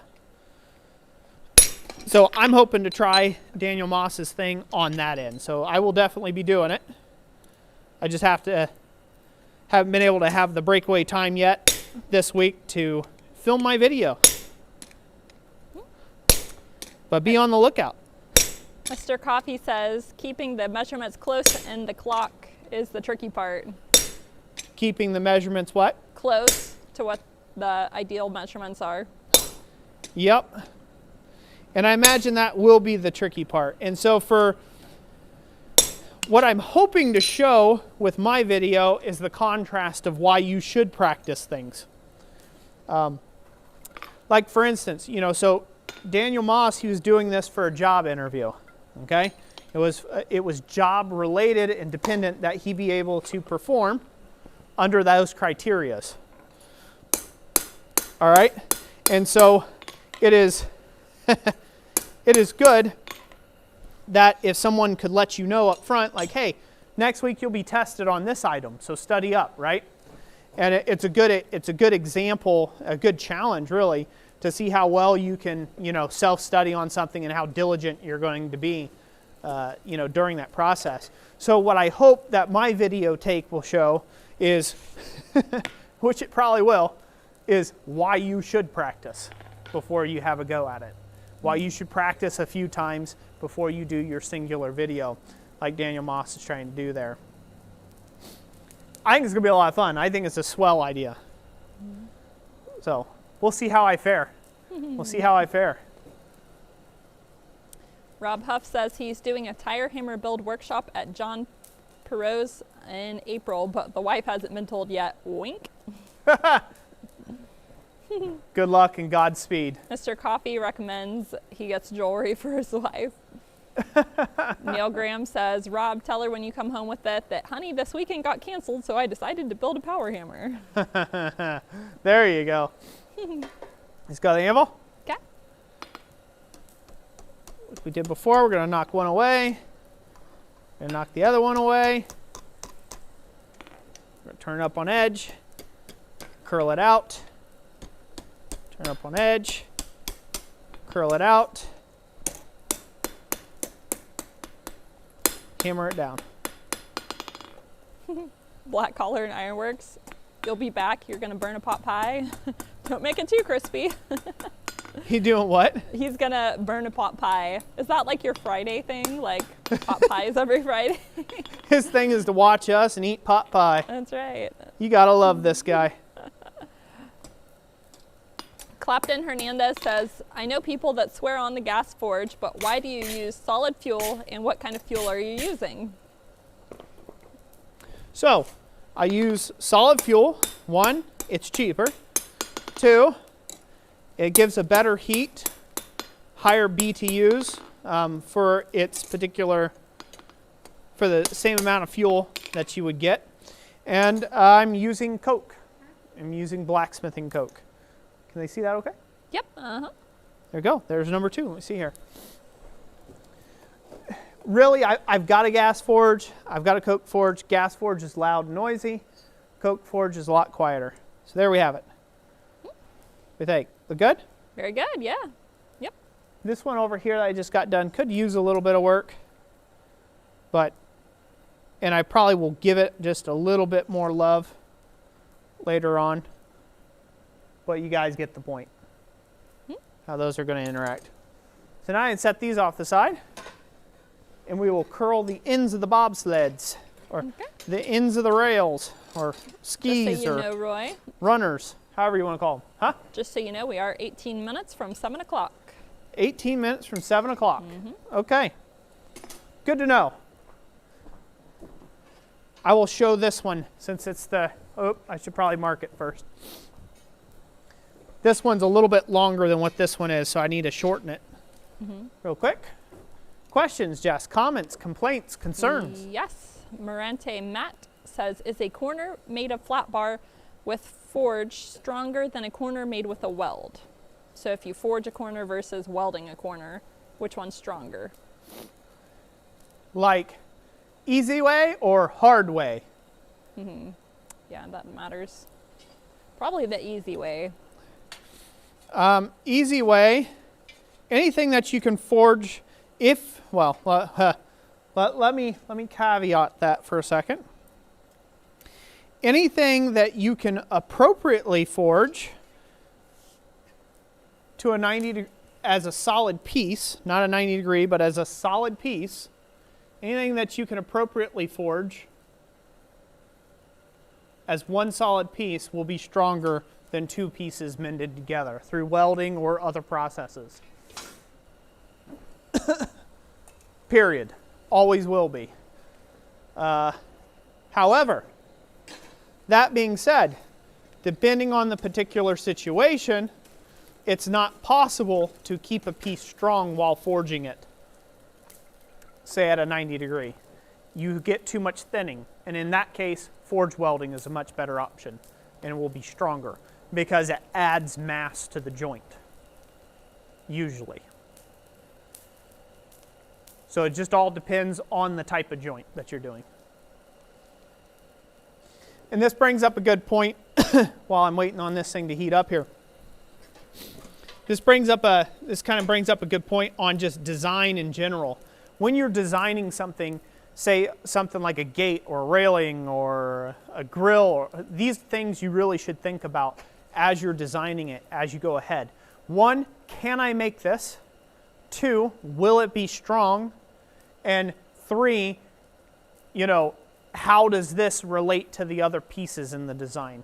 And so a lot of those things all have to take place in the designing stage before you go to forging it. Now you don't have to necessarily draw something down. I draw a lot of sketches like this, just simple stuff. I don't get out drafting paper and draw everything out exact just because I've never had any work where I needed to. I didn't need to develop like an engineer's drawing for the work to be done. But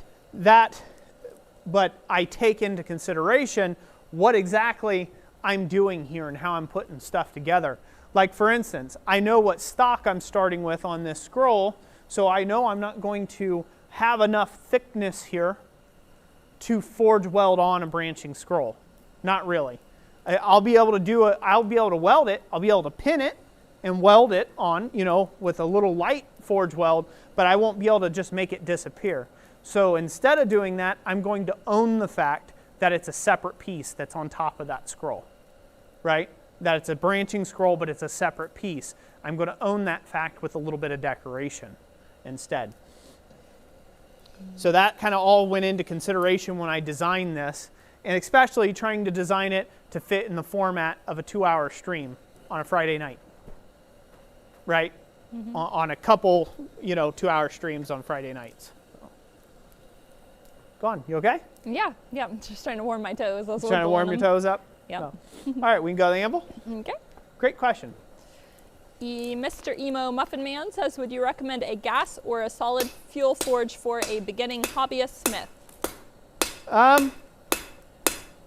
Gas will probably be easier for you to learn on, but you will also lose a little bit in translation just using gas. So, depends on your locale. If it was me, I would say go with solid fuel if you can to start off with. Yes, there's a learning curve, but it's worth it. And especially if you ever go on the hit TV show, Forged in Fire, and they make you have to walk out and use a coal forge, you'll have an advantage. Right. Are you on camera number 2? Yeah, I'm Can there. you see that? So here, I basically just spread it into a little bit of a fishtail. I'm going to lengthen this out a little bit. So basically, I'm going to hammer right in here where it's not spread, and that's going to give it a more graceful taper, and then I'm just going to roll that slightly into like a little tight curl on the end.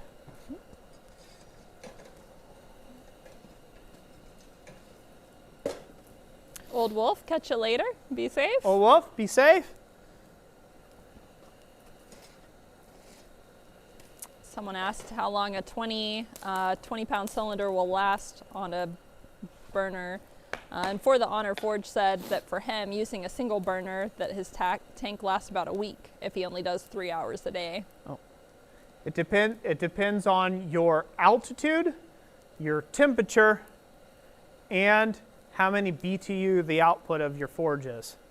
That's, if you can find that out, your altitude, the temperature you're smithing at, not the steel, but the temperature, ambient, you know, cold or hot, that's all going to have a different effect on your output when it comes to gas. Another advantage of solid fuel, it don't care what temperature is, it don't care what atmospheric condition it is. It don't care, it just heats. Anvil, please. All right. Yames, thank you for the $5 super chat. He says, money's for ya. And also, what type of wood are you going to use? Please say teak. It should be teak. Teak would be cool. Teak. What? Teak. Teak wood. Teak wood? Yeah. He wants teak wood? Uh-huh. I'm going to use pine board. Whatever is handy and accessible. Because that's what I have. Rotten Art by DK. Did you preheat your anvil? And if so, how? Temperature tomorrow won't break 0 degrees Fahrenheit. So, this is a great one. I have got to do my video on this one. I have a video in the works that's going to be a-coming. It's on my list of things to do. But it is completely debunking the myth, and that's right, a myth, of preheating anvils. Preheating anvils, in my opinion, which I plan on proving, is a complete and utter waste of time. It's a waste of energy, waste of fuel resources, and it's a waste of time. And the reason why is because it does not matter. Take a car on a freeway running straight at a dead-end wall, a solid concrete wall, okay? If that car's doing 70 miles an hour, or if that car's doing 1,000 miles an hour, does it matter? It doesn't, because it's going to decelerate in half a millisecond. So it doesn't matter whether it's from 70 miles an hour or it's 1,000 miles an hour.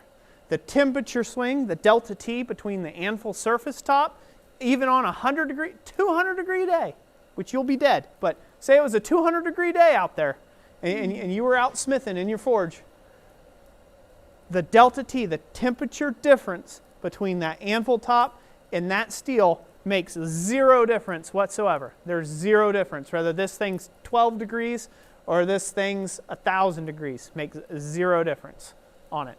The only time that preheating something, say a block of steel or something that you're going to be forging on and getting it hot, and I'm talking 1,000 degrees or so, is relevant, is when you're making small forge welds at the forge. So you usually heat up a block of steel.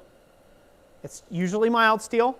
Heat it up to 1,000 degrees or so and set it down by the fire, and you bring your pieces to be forge welds, which are usually really tiny, say 1/4 inch and under, and you bring them out and tack them together. So it doesn't rob the heat out of the bottom piece as quickly on that small of a mass of scale. But on something like this, does not matter. Olga never gets warm, ever. In the summer, ever, never, ever. Yep. Olga's like so 55 degrees in the middle of summer. She's like a cave. Yeah, she never gets warm. So, and she never will. So that's a little miniature rant there. I have a video coming out on that soon. I know there's a lot of people who do it, and they feel that it makes it better. That's perfectly okay. But as far as a matter of fact, it's not, it does nothing. It really does nothing for your actual smithing or the material. Did you see it suck down to right to black? Mm-mm. Let me, hold on, let me hold it over here. This area, this area, yeah, that area is like 32 degrees, so let's, instantly black. No. There it went. It's still a little red. Here, let me prove it. I'll just do this real quick. I'll get this real nice and hot, real nice and warm. And we're going to set it on there. We're going to see how fast that chills it down. There is literally no difference. There isn't. You can sit here with a blowtorch to your anvil, especially an anvil as big as Olga is, 465 pounds. You can sit there until next week trying to heat it up with a torch or whatever, thinking you're going to preheat it, and it won't make no dang bit of difference on your forging whatsoever. Stefan Mirky says, Olga the iceberg. Yep. Olga the iceberg. That she is. I'm going to get this hot. This is just mainly for demonstration purposes. I'm going to get it hot. I'm going to set it on the anvil. And like people can set their stopwatches now. Rob Huff says, oh my God, Roy, you're going to crack your anvil. It's going to snap right in two. My 1 3/4 pound hammer is going to destroy it. No, it's completely pointless. Chuck Miller, but the internet experts say you need to heat your anvil to a perfect temp. LOL. Of course they did. There are all sorts of experts out there. Barun Forge says, it's because she's from Iceland. Yeah, there you go. Hey, Troy, good to see you. Heath Miller said, what are other myths in blacksmithing? Flux is one. Man, there's too many for me to get into in 16 minutes. Well, less 16 minutes now. Probably 6 minutes. Here we go. Here we go. Here. It went black. It's black, isn't it? It went black right now. I lost all my heat. What am I going to do with myself? Are we at camera 2? Yep. Are they watching this in real time? They're watching it. It's just oh my gosh, golly orange. goodness. It's sucking it out so fast. My face can feel it. It's like a black hole.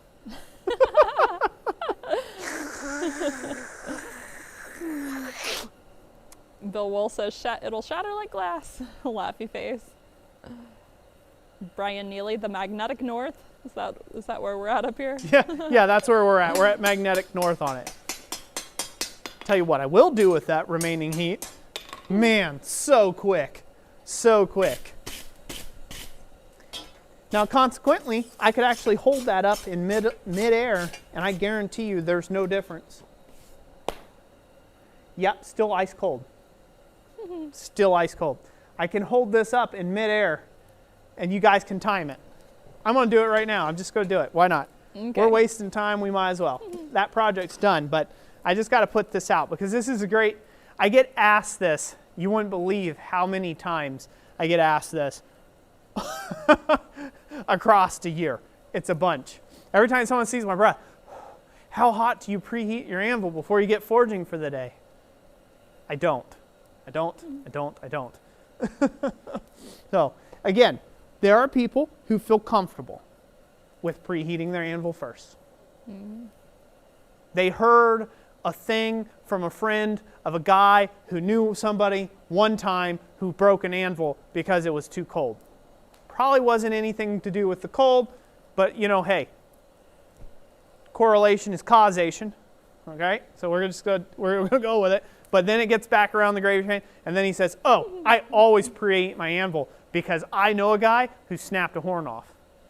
No, you know a guy who knew a guy who talked to some guy that once knew a guy that maybe you have broken an anvil, but you have no proof of, and it comes back around. If I'm dead wrong, prove it to me, internet. Show me broken anvil. Show me videos where somebody has a frozen anvil in their shop and they tap it and the horn falls off. or the edges just disintegrate on it because of the cold. Show it to me. Send it to me. You know my Gmail. I want to see them. I want to see them. And I will retract my statement. Brett Larson says, not very often is the Roy Rant accompanied by a show and tell. So here we go. I got to put this out here. This is it's a good question. Please, the person who asked, I forgot the name already. Who asked? Yeah, Rotten Art by DK said, what the heck did I get started? Yeah, no. So please don't take any offense. This is definitely not directed at you. It is a great teaching point. I love when people ask questions, so this way I can actually illustrate for everyone and we can all learn from this. And this is why, because dude, I get this from guys who know, like, they've been at it for 30 years. They're like, oh, I got to preheat your anvil. Like, why? It's been a long, outstanding myth. All right, here we go. Mid-air. Actually, that's a little sparkly. Oh, that's a little much. I took it up a little hotter there, so. Yeah. Here, there we go. Now we're mid-air. And we'll wait.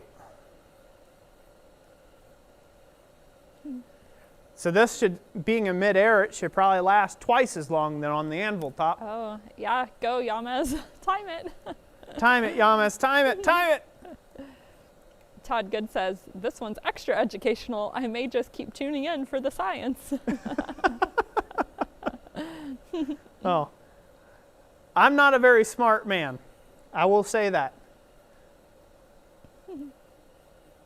But I do have the powers of observation. Yamas says, I saw a post a guy made an electric anvil heater plug-in for the hardy hole. A what? An electric heater plug-in for the hardy hole. Oh, Lord. Oh, Lord. That would be hilarious. Well, there you go. That's about like the other one was. Break the scale off. So that was with a piece of 1/4 inch by 1 inch flat bar stock. That's what you can expect for your cool out rate to be. And if I was hitting this against the anvil, there'd be an added benefit. There'd be kinetic energy. I would be putting energy into the piece. I'd be adding force, energy into the piece. Be wailing the snot out of it actually, right? And so it's going to stay hotter. The forces, not only with the kinetic energy that translates out to friction, so you're going to have friction in this, which friction adds heat, right? So there's going to be heat in this piece. So the thing of like, let's preheat an anvil is complete bogus. It's something that somebody got started. I'm sure there's some old guy who croaked and is laughing in his grave right now because he perpetrated a myth out there of, all right, guys, hey, remember, you got to preheat your anvils. Remember, there was a post going around of a dude, it was over in Russia. They were having a laugh at an apprentice. They were having him grease the anvil. Somebody had drilled a grease zert in the side of the anvil and tapped and threaded it. And he's trying to put grease in this anvil. So, seriously, it's like blinker fluid. Okay? No, Jess, there's no such thing as blinker fluid. Well, good, because I wouldn't know the first thing about changing it. Right? It's the same thing. You have to understand. There is a lot of razzing and hazing that has went on in the last probably, I don't know, since the dawn of time with blacksmiths or any trade, and where people got stuff started like that. So someone picks that up, Google recommends it as a search result, you got to grease your anvil. And next thing you know, you got a bunch of rookies out there looking for the grease port on the anvil. Heath Miller, I'm going to start asking, how do you pre-chill your anvil before smithing? How do I pre-chill it? Yeah. Well, I like to talk to it real sweetly and softly. That's first. And then I prepared a nice ice bath with a minimum of 50 pounds of ice. Then I slowly and saunterly just put it right down in that ice nice and carefully and tuck it in for the evening. And in the morning when I get up, it's really nice and cold. Oh. Anyways, myths. Tom Carlson, it is getting heavy, Roy. It is. Oh. You know, the way you keep your anvils warm, so you never have to worry about, you know, the anvil blowing apart because it's so cold. It's so cold that it is literally frozen the very grain structure that your anvil is held together with.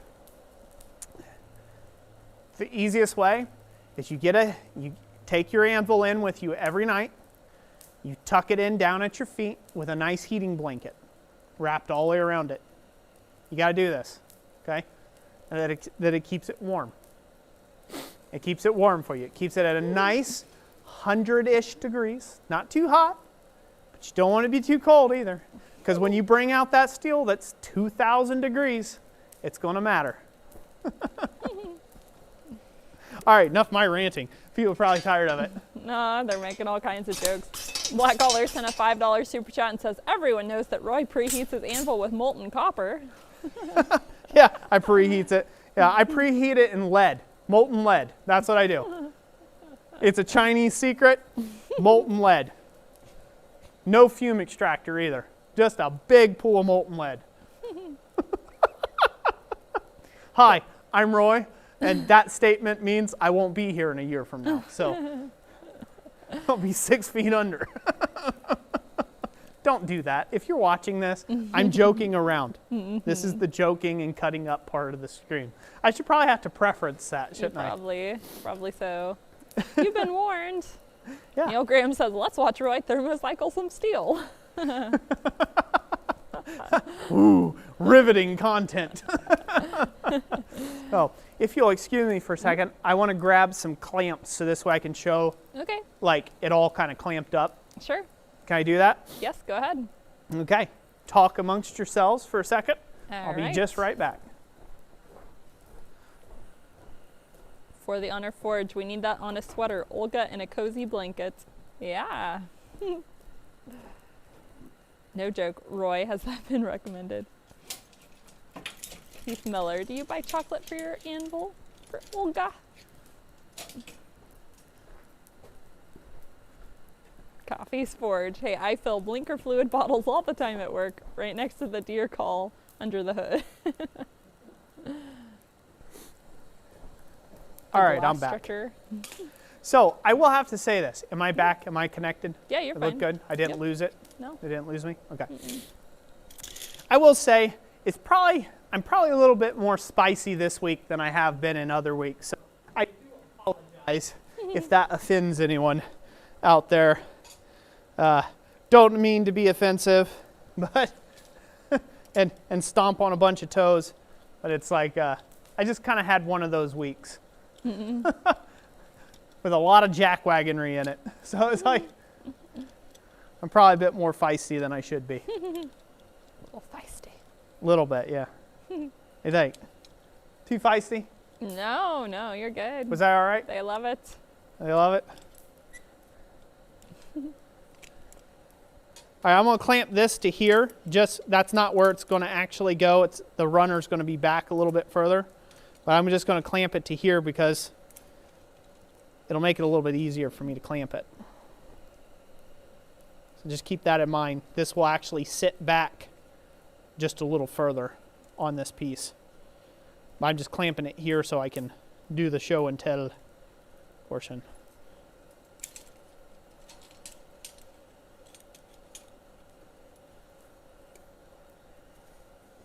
Questions, comments, complaints, concerns, anger, rage? Speargrass says, we like feisty Roy. Rotten Art by DK. With Valentine's Day coming up, how much should I spend getting a gift for my anvil? Getting a gift for your anvil? Well, treat her to something real nice. Real nice. Treat her to some blacksmithing blanks that you bought over at Christ Center, over at blacksmithpds.com. Warm. Oh no! Oh. Even the anvil didn't like my sales pitch just then. It's kicking the metal off. Justin Ray says, we're here for you, Roy. We all enjoy metal therapy. I appreciate that. Oh, Jesse I really do. Welcome. You know, I'm going to set it like this. I'm going to rig this up just a slight bit different. I have no idea what you're talking about when you say milk sandwiches. What's up?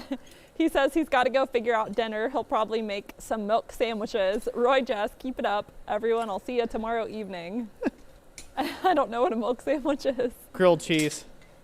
Milk with Grilled bread cheese. dipped in it. A milk sandwich. Grilled cheese. Well, but Cheese is made with milk. Yeah, okay. A grilled cheese sandwich. But it has it has the whey removed, I think. So it's not all of the milk. You're only He was having a being funny, and partial- you're taking him too literally. Okay. Okay. Easy, Jess. Simmer down. Mm-hmm. She was about to go into a Jessica jaunt. Sprazzlebolt says, I am still thinking of getting into this as a hobby, and we need you to tell it like it is. Well, good. I hope you do get into it as a hobby. It's a lot of fun. Where I get more testy than anything is usually when people,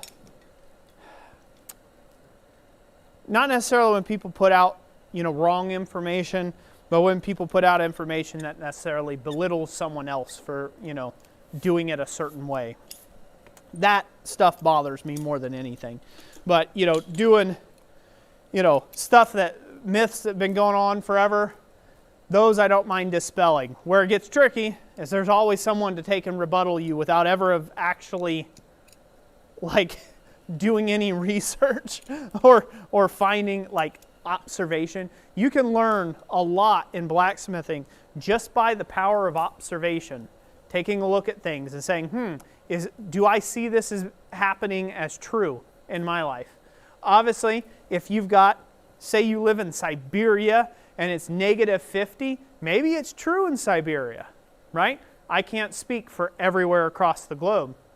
But I know in Ohio, I've never seen temperatures cold enough to harm a chunk of steel.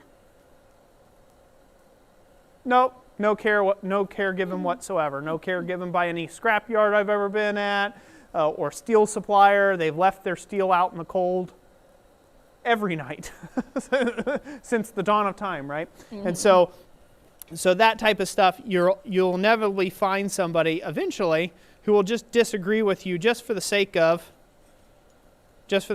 argument's sake, and say, no, it's true. I heard so-and-so say. That's the most dangerous word out there. I heard so-and-so say. They said that you must preheat your anvil in the winter or you're going to break it. It's just simply not true. Not the way thermodynamics works, folks. They clued me into the milk sandwich. It's a joke about down south when snow is predicted, the supermarkets sell out of milk and bread. So they joke that people are making milk sandwiches. I thought it was a grilled cheese. See, we were both wrong. We were both wrong. Well, we're just both dumb northerners, guess, so I technically wasn't wrong. I was just clueless. We're just both dumb northerners. All right, I've almost got this rigged up as a final route. Show everybody.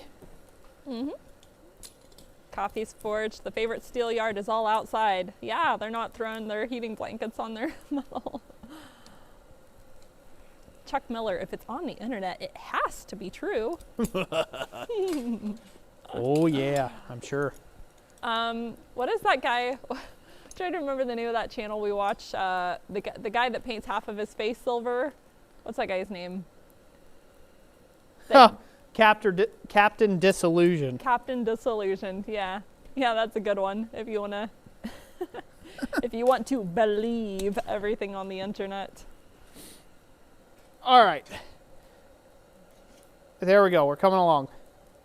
Obviously this one still needs some more adjustment. Can they see that okay? Up there on the big one? Yeah, I'm showing it on both. On the big screen, or should I show it down here? I'm sure both. We'll go down to number 2. There we go. Very good. Well, they can't see the top. Oh, okay, then I'll go back to number 1. So there's that. So can they see that all right? Mm-hmm. Yep. That is like one wickedly cool head. That does. It looks really nice. where was I when I was a child? Being a child.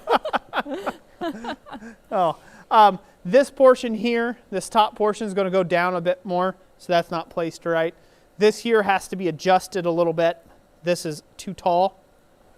This portion here, I'll have to adjust that scroll out a little bit. But I knew I had some tweaking to do on these already.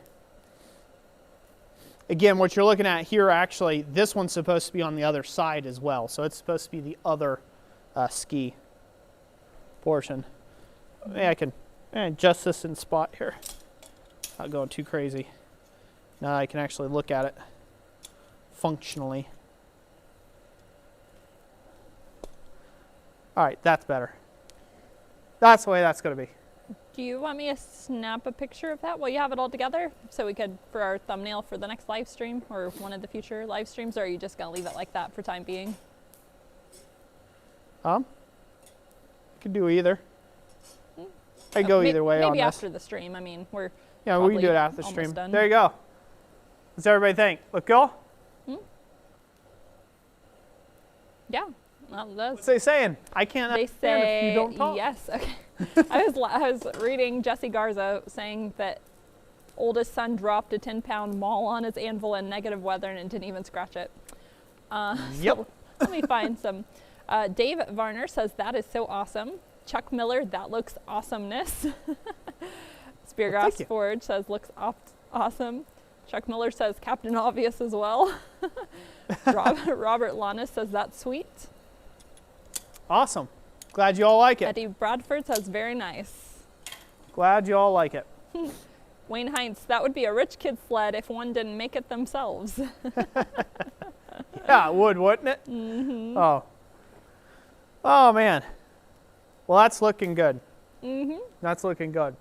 So, next live stream, we'll talk about how things will go in that one in this live stream. Mm-hmm. Since the project that how far I wanted to get this evening is done, basically. I've got it to that stage, which is good. I do need to get the other runner's half done, so I need to get these done for the other runner. And I'll do that between now and the next live stream. So the next live stream, what I'm going to attempt to do is have all of this ready to rivet together. So that means all of the prep work, all the holes drilled where I need to put the rivets at, and all that done in advance, and have it kind of bolted together, kind of just temporary, and then we'll take out a bolt and we'll rivet a joint. Take out a bolt, rivet a joint. Take out a bolt, rivet a joint, and get it kind of put together. Just in general, right? So I can't really do that effectively on a stream. I can't show all the setup and the marking and center punch marking and drilling holes, and it takes mental focus so I don't screw something up, and just a lot of time. It's kind of boring, really. It's boring to just sit around and watch some guy drill holes. So I do have to do the prep work in advance of the stream, but I'm hoping to show the assembly process in the next stream, and then probably we will finish this up in full March 1st live stream. March's first live stream of March. We should hopefully have this completely, fully finished up and whole. So, so it's not doing too bad. Not doing too bad on this. I think I calculated today that I have roughly about right around 8 to 10 hours into this in total, up to this point. So that's with all the previous live streams up to this live stream, and the few things that I've done, stock prep and other stuff, behind the scenes. So on a project like this, you're looking at, a good probably a 30 or 40 hour week working on something like this. Unless you're already set up to do a bunch of this type work. That's completely possible. If you are already set up and you have a bunch of, scroll jigs and everything in mind, and it's fixtures, and you're ready to just start pumping these things out, and you have all your measurements figured out in advance, right? You could just keep rolling scrolls, and before you know it, you got 10 put out in a 40-hour work week. But when you're doing one-offs like this, they always take longer than if once you get all your systems down pat. So again, if you're undertaking this, you can probably expect about a 30 or 4-hour work week of work going into something like this. Now, you don't have to go nearly as fancy on a sled like this. You could just do a simple ribbon end scroll. You don't have to do anything. You don't have to do any of the fancy parts, you know, penny scrolls or snub end scrolls or anything like that. Don't have to do the fleur-de-lis on it. You don't even have to have this branching top part. You could completely get rid of that top branching part, and that saves you, you know, looky there, that saves you 2 hours of time right off the top. So just by not having to dress that up. Black Collar Ironworks sent a $5 super chat, and Thank you. said, you know, real master blacksmiths use plastic zip ties. Wink. Oh, real what? Real master blacksmiths use plastic zip ties instead of clamps. Oh, yeah. Oh, yeah. I'll never hear the end of what real master blacksmiths would do, huh? No. Yeah. Yeah, this, I should have it wired together right now. Oh, is that it? Yeah, it should be wired together. Like, nope. No. Yeah, I actually have a rant video. I've decided whether I'm trying to decide whether I want to release it or not. Because again, I was kind of coming from a place of being a bit spicy. But I've got a rant video on blanks, doing, you know, forging blanks. Because we sell blanks over our website, blacksmithpdfs.com. But basically, did you go to the pre-roll? Did you go to the ad? Right after you made your pose. Get your pose in there. All right. Well, you can find all the greatest blacksmith blanks and more over at blacksmithpdfs.com. Keep an eye on Olga so she doesn't kick your metal off this Exactly. She's like, shut up. It's cold out here. You done whooping me for the night. But yeah, anyways, if you got any interest, you go over there. It's a great way of supporting the channel as well. And in my belly, my eating habit that I have. Which our Valentine's, I did calculate this today, that if anybody gets in their order by end of the day, Tuesday, and we get everything mailed out Wednesday, we'll make it to you by Valentine's Day. Oh. Of course, this is post office depending, but they have been doing much better about getting out items on time. They haven't been getting held up in Detroit like they had been around Christmas time. So, just so you know. Okay. So is the ad over now, or? It just finished. It just finished? All right, let's go back to the main screen. Okay. Sorry, she tripped me up with that one. I was telling you about my Roy Rant video that's coming up on talking about blanks. So on every single blank video I've done so far, illustrating how you forge the various blanks that we're doing, which, by the way, even though they're tutorials about that, I add a lot of information in there that's handy about just forging in general, in art and projects, right? So I add a lot of information into those type videos. But nonetheless, you're always going to get some detractors and some trolls in there. And I get some people who say, oh, you know, oh, you're just a blank forger now, you know, or you know, blanks isn't real blacksmithing. That's not real forging. And so I have a video debunking that I have shot. I'm still deciding on whether I should release that one or not out there. Like I said, I kind of got a bit spicy and a little bit smug.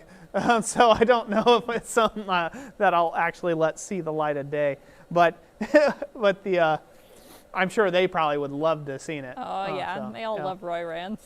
But yeah, it's a subject that it comes up a lot if you're out there, and that's why I apologized. My very first rant of the day, I apologize to all of you up-and-coming smiths nowadays that have to come up in the culture that's happening in the smithing culture now with the online way that it is. It's both a good thing and it's also a real bad thing, because you can get somebody who doesn't know jack about nothing critiquing you about your work, and there's no way of vetting them. There's no way of, you know, disproving they don't know what they don't know, right? And so it's a very toxic environment out there a lot. And so I hope my channel isn't a toxic environment. That's why I try really hard for it to not be. Toxicity seems to find itself to me times to time. But yeah, you just don't don't listen to all the chaff out there and people getting on to you say, oh, well, you're not a real blacksmith because of this, or, well, you're not really a professional blacksmith because you don't own this, ... You can add whatever you want in there. And I'm sure some of you have been told that. Maybe it's even on something you're proud of as a beginner, your own ironwork, right? You might have made something and you just thought, oh man, it's so cool. And then you have some guy that is roiding out on the internet forum somewhere, basically call you everything but your name and tell you how you're the worst human that could ever walk the face of the earth because, you made a railroad spike knife, or you were super happy that you forged, a coat hanger into something, right? And they say, oh, that's not real smithing and blah, blah, blah, blah. That is not the how do I want to say, that is not the general consensus of the entire blacksmithing world out there. And if that's the type of people that you're surrounding yourself with, you need to find some new peoples to surround yourself with, the type that are going to be uplifting and building you up and encouraging you in the craft. Because that's the type of smithing that I came into 13 years ago, basically. Come on, 13. You okay? Yeah, I heard a beep. Is my audio going still fine? Yeah, one of our things is down to 1 bar. I think it's the... Okay, so it's just beeping, so... Yeah, that's telling me to dry it up, huh? Yeah. Tell me to shut up, Roy. Even the microphone's getting saucy with me now. Oh, but yeah, I hope that you can find yourself people out there when you're in the forums. Tread lightly, tread lightly. Find like-minded groups of people you can meet with face to face when you can do so. Find people that you can meet with face to face and have actual real conversations with about forging. And have that human connection and that element, because that's what I got started with blacksmithing in. That was my experience, and that's part of the reason I fell in love with it. So I had a lot of camaraderie and a brotherhood around it, not so much vitriol. Of course, there was a few cranky old men, but I just didn't hang out with them. They were cranky, and they stuck their nose up at me, and I stuck my nose up at them, and it was simple enough. It wasn't too bad. But yeah, so that's it. That's it on that. Like I said, I don't know. We'll see if that Roy rant comes to fruition. It's kind of split. The comments are, some people's like, don't feed the trolls. Don't feed the trolls. Listen to your gut. Don't post it. And there's some other ones that are like, yeah, post it. So. See the problem with a rant video is I'm probably saying things that are true and that people actually wish somebody would say. But on the other side of that, flip side of that coin, it does end up, upsetting and ruffling tail feathers of people who disagree strongly with my sentiments or opinions, or weren't there a part of the original quarrel and what prompted the Roy rant in the first place. But yeah. Long story short, if I don't get around to it, I'll just say it in this little interlude here, or whatever, prelude to us leaving, shutting down the internet here. Okay. Basically, blanks have been used for hundreds of years in ornamental ironwork, and so the premise of the video, what I was trying to express, is that there was a time when blacksmiths, they got some sheet iron from, and they had sheet iron way back when, okay? They'd get sheet iron or large bar stock, and they would have low-skilled apprentices and journeyman smiths beat that out into shapes or out into preforms that they could then put another low-skilled person at, which is chiseling it out, in order for the guy who actually had the skill and the knowledge to form it and put it in place and add it to the project to do. So there was a whole branch chain in that. Modern day blacksmiths, like me, one-man shop, I have got to find ways that I can still produce the same level of quality of ironwork as our predecessors, but without having 300, small boys to do the work for me, right? I don't have a bunch of elves running around here that are doing the smithing work for me. They're not out there with their little chisels and chiseling out, leaves and whatnots for me. Nope, I've got a plasma cutter for that. It chisels it out, and I'm done. And I go on to the actual skilled labor that's involved in it. And so that's just one example of many where people might, climb you up and down that you're not a real smith or whatever, or you're not doing real forging by their standards. Mm-hmm. And you just tell them. Can't tell them. Never mind. I was going to gesture, but. Black Collar says, don't feed the low-class trolls, Roy. Only the high-class trolls like me. Smiley face. The high-class trolls. The high class. I like the high-class trolls. So, especially when they're super chatting, huh? Yeah, especially when they're super chatting, when they're paying me money. Hey, you know what? You be a troll all you like, as long as you're throwing dollars my way. He also said he thought the beeping was his microwave, saying his pot pie was done burning. But do you like it slightly charred or fully blackened? This is going to be a common thing. He's probably not even eating a pot pie, is Probably. He? I don't know. It's hard to say. He must really like his pot pies on a Friday. Every other Friday, pot pie night. Oh. Anywho's. All right. I'll shut up. I'll wind it down. I actually really enjoyed myself. It was like an AA meeting or something. I feel so relieved. Your shoulders have been unburdened. Yes, they have been unburdened. It was like a church service. Oh.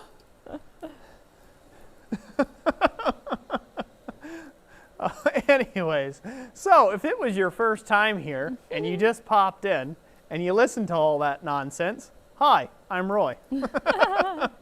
Welcome to Christ Center Ironworks. Oh, anyways, I hope everyone has a great week out there. Unless you have anything else you got to get to, you're fine, Jess? No. Good. I hope everyone has a great week out there. Remember, not next week, not next Friday, but the following Friday night, we will be having a giveaway live stream where we'll be giving away one of these Holland Anvil swedge blocks. Another one of these. That will be swedge block number 2 that will be given away this year. Counting down, huh? Yep, sure is. After that, we'll only have 10 more to go. Huh? That's right. Because it's the year of the swedge. Also, Dana Maggiore, he's our guy for stickers. He got with us and sent us some year of the swedge block stickers. So we're going to have some of those great things to give away, along with a lot of great door prizes as well. So if you don't win the swedge block, there'll be tons of other things to win in the next stream. Hopefully that'll all work out pretty well. Yeah. Hell don't freeze over and the creek don't rise. We'll be here. Won't we? We will. She's just waiting to quit. She's just like, I'm so cold. You can't see it, but her toes are wiggling under the table like this because she's trying to keep them warm. Trying to bring It's back just from funny numb. because it looks like her feet are too short and she's like kicking. I had to rat her out there. Right, fine. Side to side wiggle. Fine. I don't think that makes it any better. Ankle circles. It looks like she's swimming. All right. That's it for this evening, folks. God bless each and every last one of you out there. I hope you have a great rest of your weekend and a great week. And we will catch you on the next one. Thanks, everyone, for showing up. Bye.